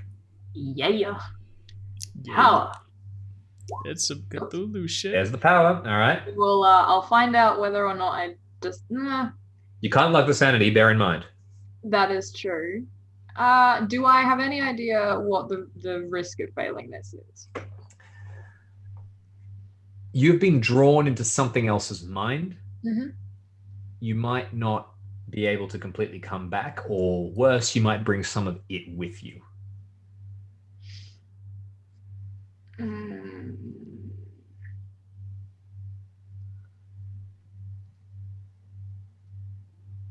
Art is okay with this in a horrible way. It's kind of Art's luck to spend, is how I tend to like the character. Yeah, The character makes the role. You spend the luck. exactly. Yeah. I don't know. May I make my sanity before deciding if I want to not? Of course, yes. Okay. Let's find out if I. Nope. Oh, okay. Oh, bad luck, bad news literally. bears. You know what? Joseph has been very, very sensible up until this point, and I feel like this is just him going, everything has been a bit too much. Yes. So let's Jim, let's Yep. go on a ride. Let's Let's rent have out some some fun. headspace. Let's do it. All right. So, accepting the consequences of both failures, the first thing I want you to do is make a 1d6 roll, and that's going to be your sanity loss. Mm-hmm. See if I go mad, everyone. What do we need for Okay. madness? Okay. No, just like whether I got 5 at once, but I Yes. don't. Okay. I need 17. I am at You'd be alright. 7. Okay, we got a while. All right, so your mind doesn't shatter, and you do understand that you have to get back. You have to tear yourself back, and it's difficult. You can't quite. And suddenly you're moving away, and you're back in your body, and you pull yourself back, and you call a scream out because you have to scream. Something has to happen, but it feels different. Something has been left behind. I would like you to pick for me an emotion: happiness, sadness, fear, anger. One emotion, and that's gone. It does not exist in the doctor anymore. It is trapped now in a distant plane, in a distant mind, in a different presence. Would you like some time to think about what that emotion should be? Yeah, let me think, because that's gonna, be That's- a role play thing as well. So let me think. Take some time and have a think. You jerk backwards and you kind of yell, and it's a half weird, restrained yell. And the others lean forward and check if you're all right. You can see Grease gripping his pistol, ready to leap to action if he needs to. Do you say anything to reassure them? What is it with all these goddamn people touching things that they shouldn't touch? You all right, Doc? Yeah, I'm fine. We have to put it back. What did you say? What happened? You were just kind of standing there for, hell, must have been a minute.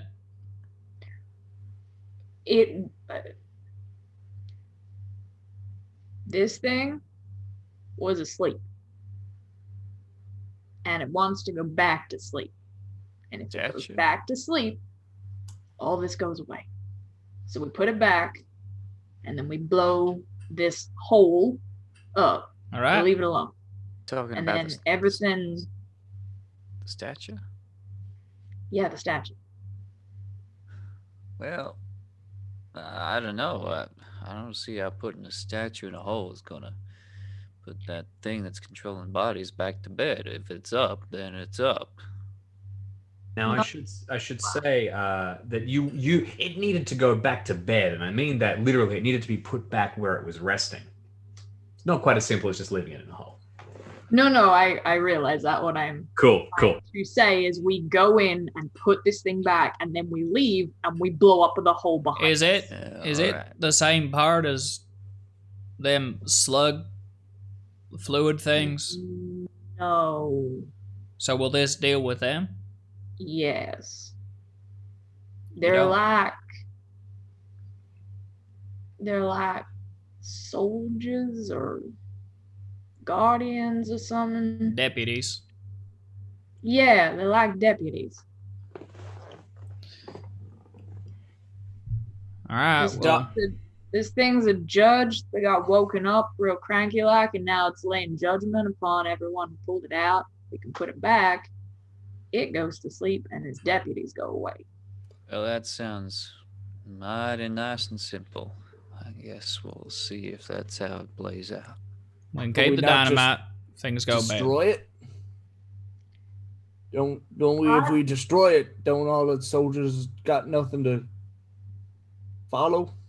How big was the mind, James? Ooh, that's a good question. Gosh. Significant. A small fragment of the infinite, I suppose, is the best answer. That is enough for me to say. I don't think that would help. I think you'll find a fragment of infinity is actually also infinity. And is definitely greater than 25. I could quote a very old video on YouTube, but I won't because it's moderately offensive. So I think we'll do that off stream. Doc, can I borrow that lamp for a second? Why? Just can I borrow it?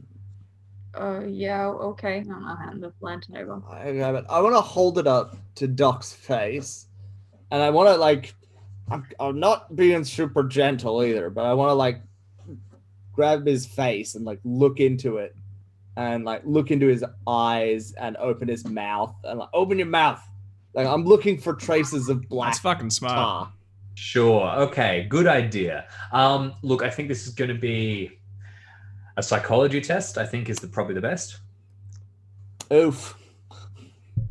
Hang on. Better than medicine. Oh yeah. Oh, no, base. Sorry, give me a second, guys. It's under pilot, if that's where you're Oh, looking there for. we are. Yep, that makes sense. 50? Oof. Nah. Yeah, not way off. Look, Could be there, could not be. it's never been great at reading people. There is no darkness, there is no black pitch that you Yeah. can see. It But might be hidden or something. yeah, look, you don't really feel comfortable. Yeah. All right. Well, I don't know. I give the light back to Doc, though. All right, good plan. All right, after returning the light to Doc, you sort of turn back. You can see the pathway ahead of you leaving further in. You can see this minecart full of dynamite. You've got a couple of options here. What's the go? What's the plan, everybody? What's the way down again? Is it a... There is a rope that will lead you down to a small pathway Yeah.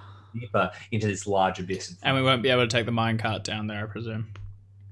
No, you wouldn't. Well, let's get creative. I mean, Well, I also think if we're gonna go put it back, we won't need the minecart. We Might only be need nice the to have minecart on it. the way out. That's all we need. you could carry the dynamite. There's not a ton of it. We only need it on the way out to close this place behind us. If we do trust Doc, that is. We do. And I think they're right on this one. All right. leave the cart here, ready to collapse the tunnel. We get back. Let's put this thing back to bed if it is going to be that easy. As we turn to walk away, when no one's looking, I'm gonna palm a couple of sticks of dynamite and jam them in my pockets. Took the words right out of my mouth. Oh, we both meet at the cart. We're like, 2 hands meet at the and then we both just Reunited. quietly pocket them, nod, and go back to the group. Can we? Not a Or word is it to Can we Mac. have that? Not Can we a have word that? to That Mac. we both know we didn't know. Yeah, I think both see each other like piling dynamite in. Or is it like Lady the Tramp? You both kind of sneak up, Reach pocket it this- behind you, and then the fuses meet in the middle. All right. So now stocked up with dynamite, at least half of you, you lean towards this rope and begin to use it to climb down and move across this pathway, which at first is wide, but then gets thinner and thinner and thinner. You probably spend about 20 minutes of nerve-wracking balancing and careful movement forward. You're basically scaling up these like long, thin passageways and almost balance beaming across these pathways that lead you further and further out into the abyss. Jutted rocks that seem half haphazard, half like they've been placed here by some kind of intelligent design. As you move further forward, eventually, you are going to spot what looks like a small cabin off to one side, some kind of little hidden alcove, and instinct suggests that this is the pathway that you need to follow. But it is incredibly difficult to reach. The passageway of stone becomes thinner and thinner and thinner as you approach it. To get across, you're going to have to make a climb check. Who's carrying the idol? Doc, you got it? Yep. All right, I'll head across. You bundle it up in a coat or something, then you huck it over. I'll carry it while you get on. I think if we bundle it up, you should be all right to take it. I was saying huck it. I ain't got the hands to do it. I can fashion you a sling. Yeah, if that works.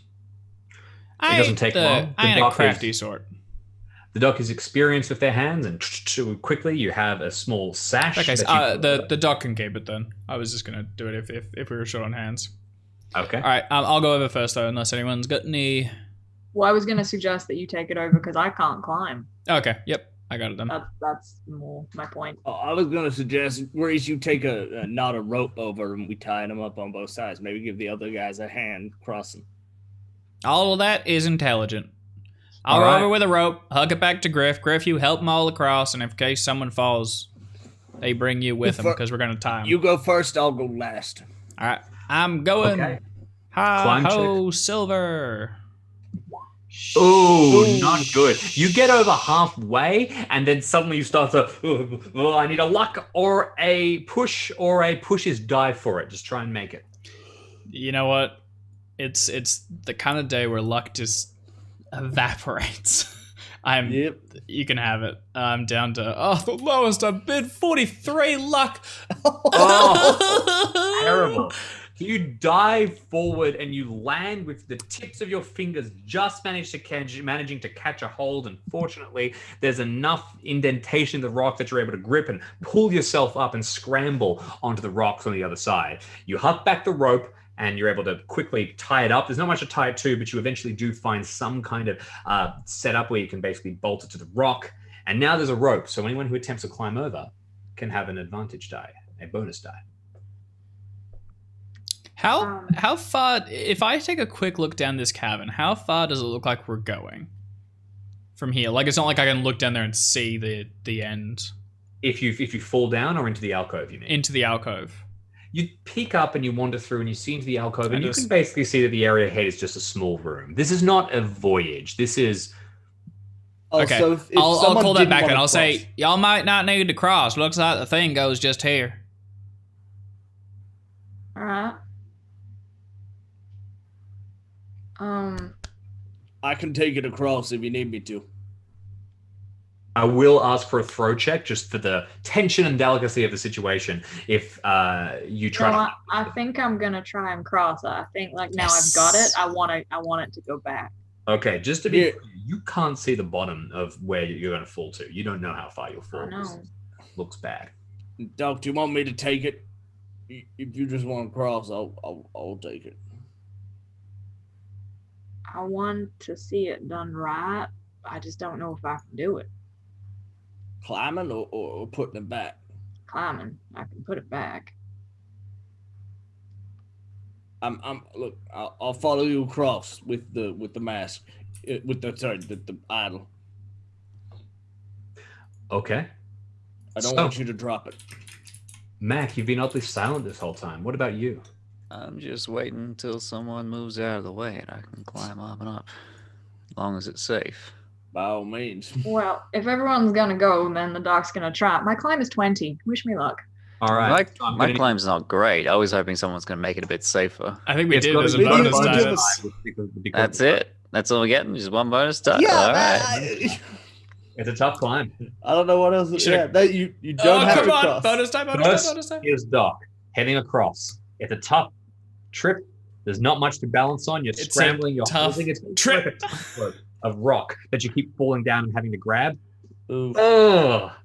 And with the bonus die, unfortunately, you get halfway across and your leg just slips. Suddenly, you're hanging over both and trying to hold yourself up on your arms. You see the others kind of yell out and head towards you. Now everybody's standing at the edge. I'm going to need luck, or I'm going to need a pushed roll. Is this a And if fail you and push a fall roll- or a fail and go back?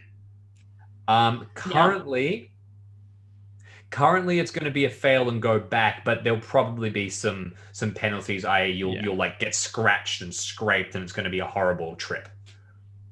It's the fumble that drops you. Yeah. I cannot recommend pushing this. If you push a roll, you get to re-roll the bonus die as well. Oh yeah, absolutely. Yes, that is yeah, true. but the risk is falling. Yes, Yeah, if you and that is a big risk for a pit I that you do think- not know the bottom of. I think I am going to cut my losses and back up. All right. Scratches and what have you, because I can deal with those. All right, good call. A couple of scratches across your chest and your face, but suddenly you're back on, and your clothes are dirty and dusty, but you're alive, and that's what counts. Right? I Mac, guess, you want? Griff, this is up to you. You probably feel a surge of anger or something, or maybe you don't, and maybe that's a suspicious trait in itself. I'm looking at lists of emotions right now. Yeah, it's in your capable hands. So remind me I'll again, go was there next. another way apart from climbing, or No, this is it. This is the blocker for the collection of you. If you want to continue over to that room, you are going to need to have the ability to climb. Otherwise, you're going to have to trust. I mean, you could just huck the dynamite. You could try and make it over, but it's a long throw. I guess I'll have a go. If the worst thing is going to happen is I can't get up, then I'll. Well, I'm going to give your the fumble item- range is 5%. No, with the bonus die, I'll be fine. I'll be fine. All right, I'm going to take climb. here we go. Oh, Got it with casual coolness. Got you it in cross and are one. Suddenly sitting on the other side with a grin on your tired old face. Extreme! An extreme success.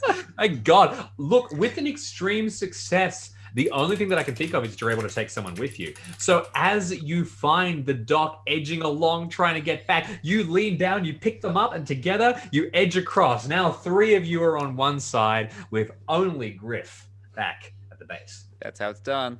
I look at the idol that's wrapped in my arms, and then I look at the bottomless pit in front of me. If And if Mac had taken me over like in that, I would have still had the idol, would I not? Yes. Oh well. For dramatic, would you care for dramatic purpose to hand it over to Griff, because it seems like Griff has something to do with it?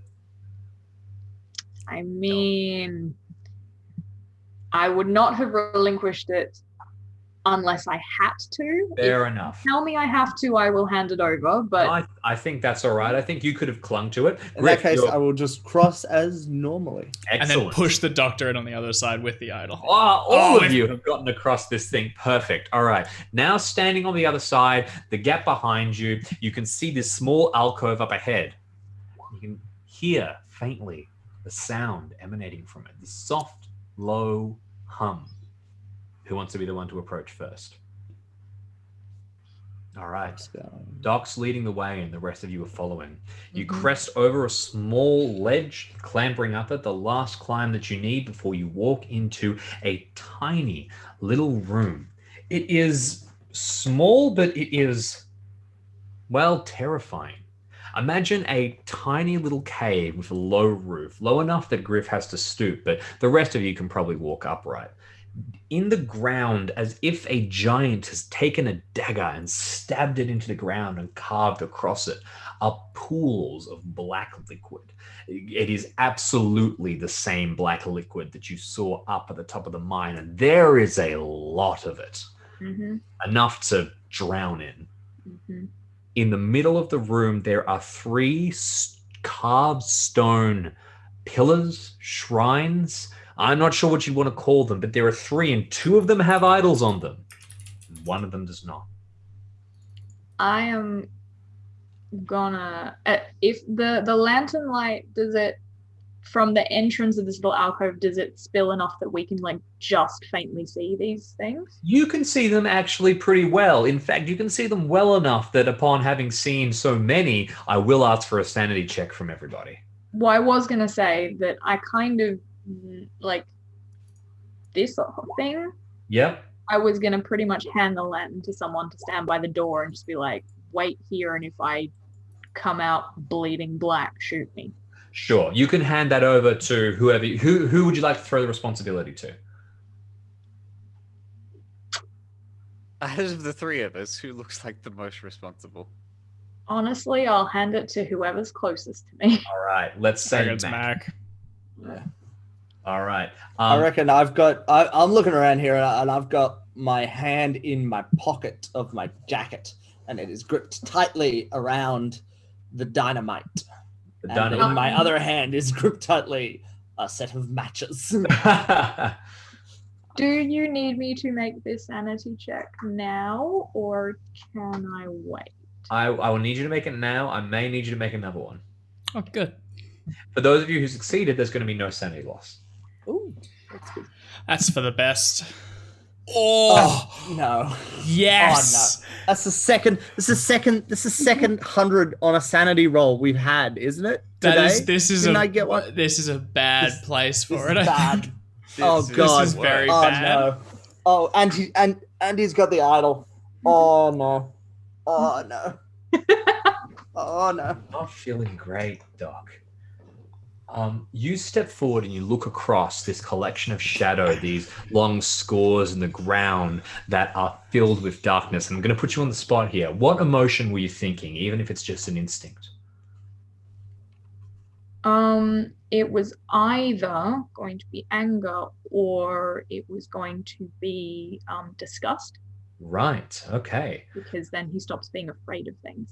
Yeah, that's an excellent idea. So as Joseph looks across these scars in the ground, he sees himself looking out of them. You see the parts of you that are missing. You see the bits of you that are stolen, and you hear an alien presence calling to you, an alien presence that urges you to rest. It is terrifying. It is otherworldly. You take 8 points of sanity damage straight off the bat. What's that? And I'm going to tell you some additional things that happen. But first of all, I'm going to need you to make an intelligence check. And you really want to fail this. Oh, I know. 1, 2, 3. Oh yeah, and Doc is super smart. 3. Yep. God. This is gonna be fun. SEAL Team 6 is over. Just a little bit too intelligent for this. Oh, unfortunately, you have succeeded with a plum. Now, let me ask you to make just a D10 roll, please. It's not going well, y'all. I am so pleased.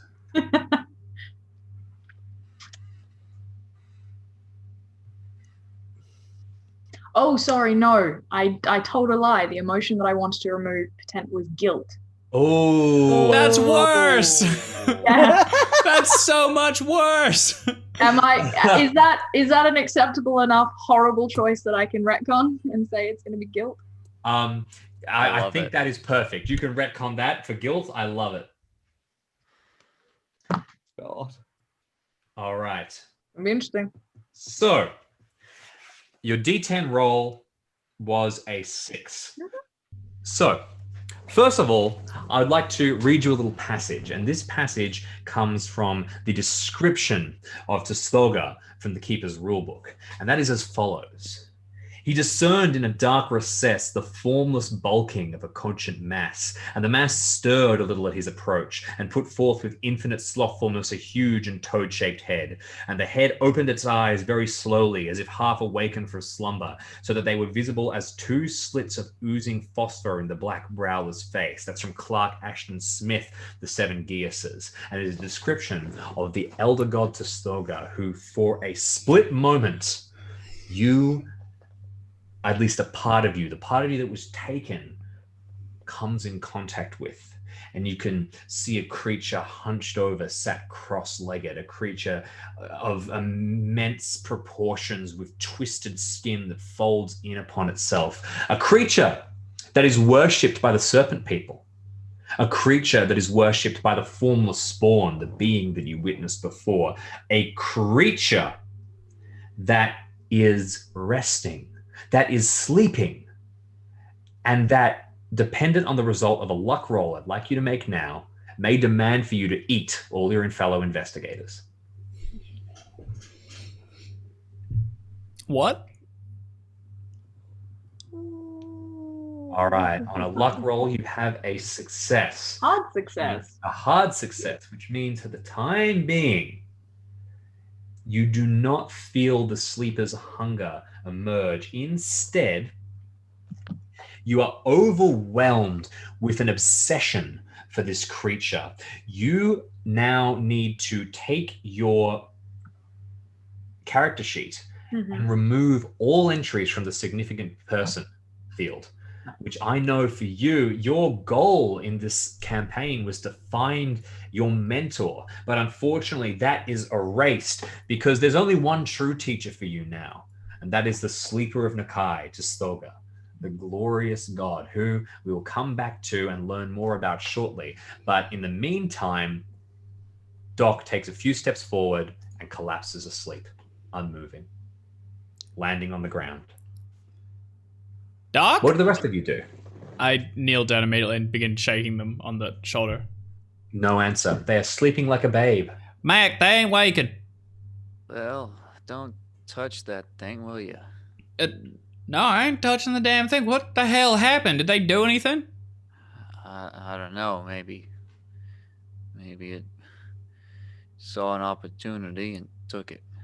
Is any of that liquid moving? It's bubbling, it's fizzing, but as we've now established, it is asleep, so it appears to be doing nothing. You can see the empty part of the shrine that contains a space for the idol. If you'd like, you can move towards it. You could replace it. Let's get this done. Get it up there. That's what we came here to do. I'm going to see I'll grab Doc. Okay, you grab Doc, and you're a strong person, Griff. You flip him over your shoulder, and he's unconscious, dangling there. Meanwhile, I'm going to assume you take off your bandana so that you can hold this thing without any kind of trouble, Grease. Unless it was pre-wrapped, yeah. I'll pull that off and circle it. Why don't you let me put it up? And you begin to move towards the shrine. Now, I'll give it to Mac to do. The bubbling will hit a peak, and launching out of one of the pits will be the now reduced, because a significant chunk of it has been burnt away, creature. And it shrieks out and it stretches, but it doesn't attack. It lurks. It's not sure what you're doing, and it seems to be kind of okay with the movements you're making as you continue towards this thing. I need somebody to make an animal handling check to try and calm this thing down, assuming that, Grease, you are going to continue to replace the artifact on the shrine. Mac's going to replace the artifact. Okay. I've got an alternate. If Griff's grabbing the dock, yep. I'll step up, and can I, instead of animal, can I argue a cult? Because what I want to do is I want to stand between it. And I want to say, recite the Bible. I want to say, I recognize you, fallen angel. We are returning one of your slumbering people to where it must rest. I'm angling on this as A Yeah. demon. And I Yeah. love it. Make it a cult check. And Boy. I was gonna say I was gonna say as soon as I get the dock, I'm angling to leave. Yeah. I'm actually gonna take the dock out and see if I can get him across that precipice. Absolutely. I have So a feeling we're going to need to leave in a hurry, and I want to have some time to get him across. perfect. So you have a little bit of extra time. You're running with the doc over your shoulder, Yeah. who is completely So limp. I've essentially left this room as well. I think Mac and Grease are the only ones there. Just for the Excellent. reference. You're tearing away, and as you're carrying the doc, he is muttering something. Doc, what are you muttering? Uh-oh. Just the sleeper, Okay. dreaming, the sleeper, something like that. I know you're asleep. I know you're asleep. And you get to this thing and you begin to haul yourself across. Make a climb check. Just a regular one, no advantage because you're carrying somebody. Yeah, okay. Come on, Griff. Okay, Uh. wonderful. Now you've done this Cock thing 'em. once, so this isn't going to be a complete fall, but you are slow. You Yeah. are torturously slow, and you're hardly making any progress. And why did you come on this goddamn trip? Inside the room, All right.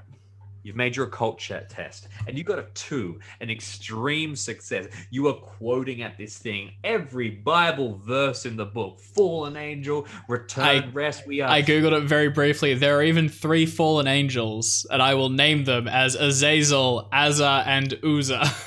And just for reference, and I say this with entire truth, there are 3 formless spawns. I in know this you room. mentioned. Yeah. Oh, former spawns as well. One Yeah. guardian each. Exactly. Come on, baby. This What are is the odds? perfect. And as you continue to chant, you can see them resting. They begin to sit down, and as you chant the words that you heard yelled 1,000 times in the nunnery, God damn, you've seen them. Oh, sorry. Gosh darn. Not You here. see them Not here. working. These nuns were onto something. Let me tell you that. They Meanwhile- scared the shit out of me. I'm gonna scare the shit out of these things. Absolutely. And you step forward, Mac. You put down the idol and you return it. And as you place it down, you feel an enormous sense of finality, as if a weight is lifted off your shoulders. And all around you, the black shadows begin to drift down, and they begin to sink back into the pits, and they begin to grow still and silent. You've put them back to bed. Oh. Good. What's the plan now? Well, I suppose we turn around, let him sleep, and close off the mind further up. Are you going to run, or, obey your instincts here? Or are you going to force No, yourself to no. tiptoe? We stay quiet. Don't want to disturb nothing. A quiet journey out. You get across in time to see Griff almost falling, pulling himself along bit by bit by bit, and he throws himself over with Doc over one shoulder, and the rest of you are quick to join. I'm not going to ask you to make rolls because you're taking your time. You move through, and eventually you find yourselves back at the top in the mine cart. The Doc is still completely unconscious, completely asleep, making no action at all. What about the rest of you? Is it done? Are they gonna rest? Seems like it. Shame they took Doc with them, but hopefully he feels better once he gets some fresh air. Doc, is it done, Doc? Doc, did it work? The Doc, I guess, drifting in the void. I'll ask you to make a power check.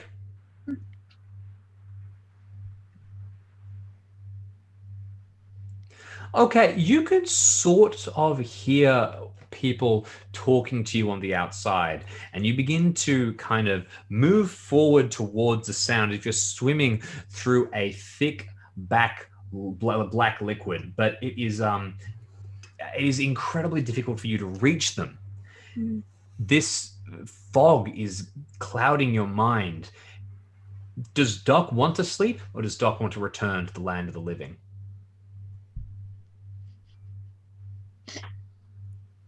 I have a funny, I have this when I wake up in the morning and I'm like, you know what, things are just too hard. I'm just going to go back to sleep. And, I feel like this is probably, the most freedom and peace that Joseph has had in quite a long time.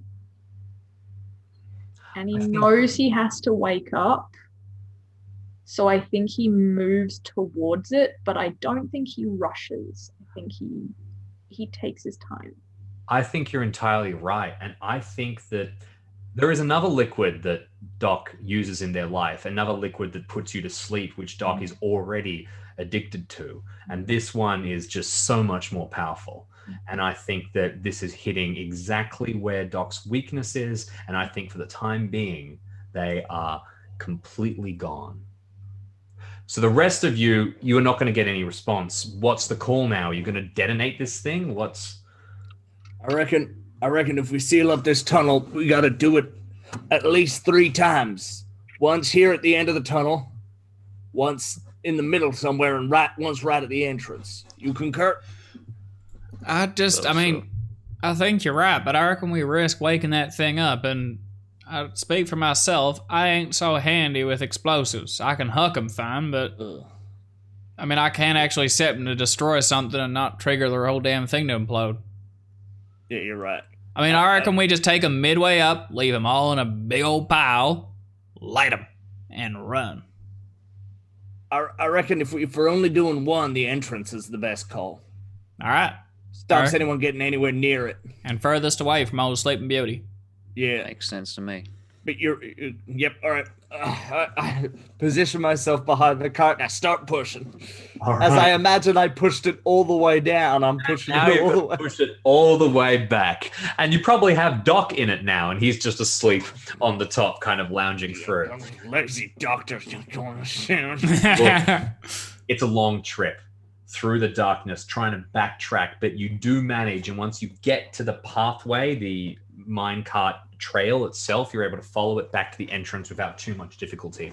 When you arrive back at the entrance to the mine, it is that beautiful moment just before dawn hits, where everything is bathed in blue. And you come out and you take the Doc and you move him out of the cart and place him to one side, where he continues to sleep.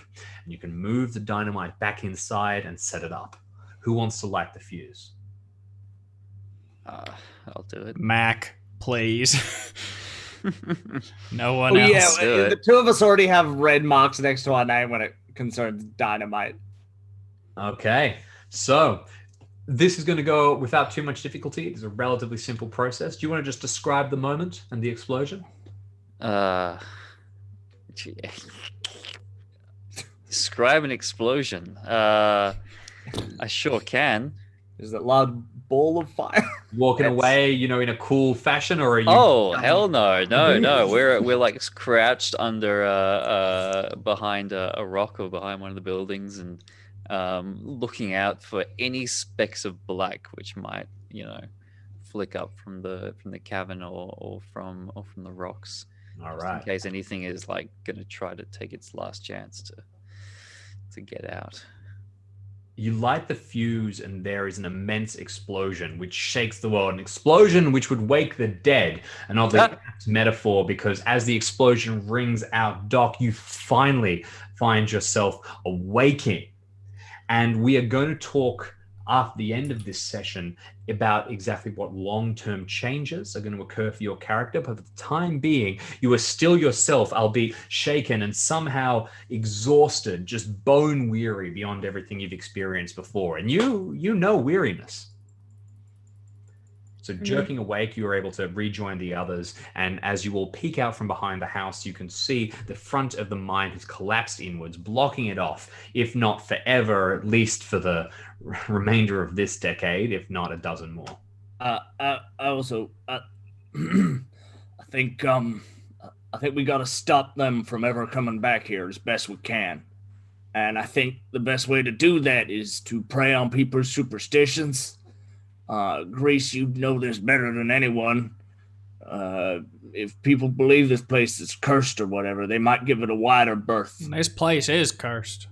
Exactly. It's time we prove it to people. So I reckon we gotta burn down these houses, and I don't know. We gotta put. Yeah, you get me. I walk up I decapitated a head earlier. Yep. I would like to put that head. I would like to find like a spike or like a wooden pole thing buried in the ground and like embed the spike on it right out front. Griff, do you gotta? I think we do. Gotta. Can't these people You saw rest? what was down there. You saw what was down there. This is more important than what these folks are doing in their death is a service to the rest of the people here. Is a warning. On the other hand, we don't want to draw too much attention to the place, make people think that there's something there worth digging for. Well, the people were already digging here to begin with. People are gonna come back. We got to do something. We can't just leave it. We got to stop people from ever coming back here. I don't see any other way. Fine. All right, I'll help, but nothing. I guess you're right. Yep. Sorry. I was just gonna do some more creepy stuff. Like 100%. I was gonna write death in blood if I can, and I'm just turning this place, and I'm setting fire to these houses, burning them to ash. I just want to make this place look spooky, cursed as best I can. You turn this place into hell, and it's a horrific vision. When you leave, and you do hurriedly, you're exhausted, some of you are wounded, and Doc, are you telling everyone that you're fine? Are you silent, or? I don't think Doc said anything. I think he's staring real hard at his flask. Okay. In which case, people can see that you need some kind of help at the very least, and everyone wants to get back to the town as quickly as possible, but you stay in time to make this place be every kind of vision of the abyss that you can as the collection of you venture away, returning towards San Rafael. Before we go, I'm actually gonna redouble it. I'm gonna say, Griff, we can't do this to these people. They died and they were cursed for it. I mean, hell, I ain't heard the whole story, but ain't the person you hunting do something similar to this? You caught me before I could say it. I mean, these people don't deserve to rot here. I mean, they'll find their judgment, but at least let the corpses rot and decompose. Hell, make them Christian. You find as you're like setting up one of these horrible dioramas, you catch yourself and you remember the images that you saw in the massacre near your home, and it occurs to you that this is incredibly similar. You little gutter punk. What the fuck do you think you know? I run forward and I like grab you by the I'm fucking terrified of your neck, and I push you up against a wall, and I say, "Don't you ever compare me to that man again, all right, Griff? This is completely different. You don't understand. You're just a kid. You're just a fucking kid, all right?" Now, all right, Griff. He gets the message. I drop him to the ground, and I say, and I turn my back on them, and I go, "If you don't want to be a part of this, you don't have to be. Just lead me to it." I don't say anything, but as he stalks away, I look shocked, terrified. Griff's been the nicest to me pretty much the whole time. And he's like the big dude that you think you can kind of fuck with and it doesn't hurt him. And it's shocking to see him actually snap. And I just look terrified between Mac and Griff, not really knowing what to do. I do continue for what it's worth. When eventually you leave the place, the Clegger mine behind, you leave it as a shadow of its former self. You leave it as a haunted remnant. Stalking through it, Griff, you turn this place. You make it terrifying, and you paint death, and you burn down the houses, and you salt the fields in as biblical a sense as you can imagine. As you find yourself strolling away, you imagine someone walking to the place and finding it, and although it does feel the same as the way that you felt when you walked into the massacre for the first time, you know that you did this for the right reasons, and you know that you will keep people locked away from here forever. When you get back to San Rafael, having collected a German conquistador along the way, you will find a joyous collection of people who are happy to see you and who have plenty of questions that you will have to answer carefully and plan for the future. But I think that we can leave that for another time. Griff, you are going to return and rest, and I think that you will have some particularly untroubled dreams. Doc, I think that you won't dream at all. I think that when you rest that evening, it will be deeper than any living person should sleep.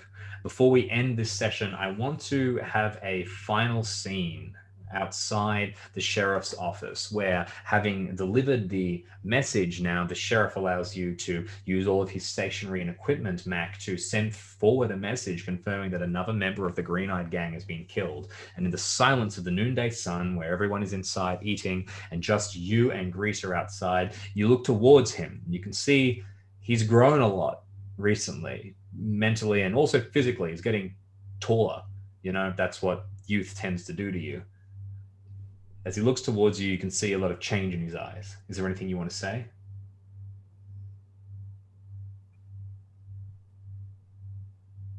Ooh, I'm afraid you're muted, I think.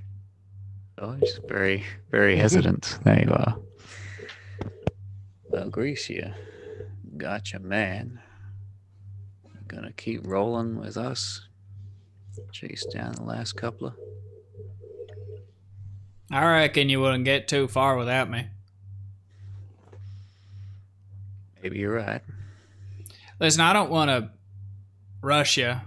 I know you got a history, and I know what the badge means to you, but it'd be good to be official. Not now. When you think I've earned it, I'd like to work with you and do good. And when do you think you've earned it? Not yet, but I reckon I'm getting closer. Yeah, And all right. I also take out the 2 sticks of dynamite that I'd had in my pocket. I sort of sheepishly put them on the table.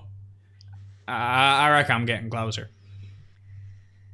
Yeah, I'm glad you said that. Makes me think you'll know when it's time. All right. And as the two of you walk back towards the hotel in San Rafael, inside, Doc, you dream of distant abysses. And you, Griff, you dream of a man who, across not too far from where you are now, did everything that they could to hide what they saw as evil.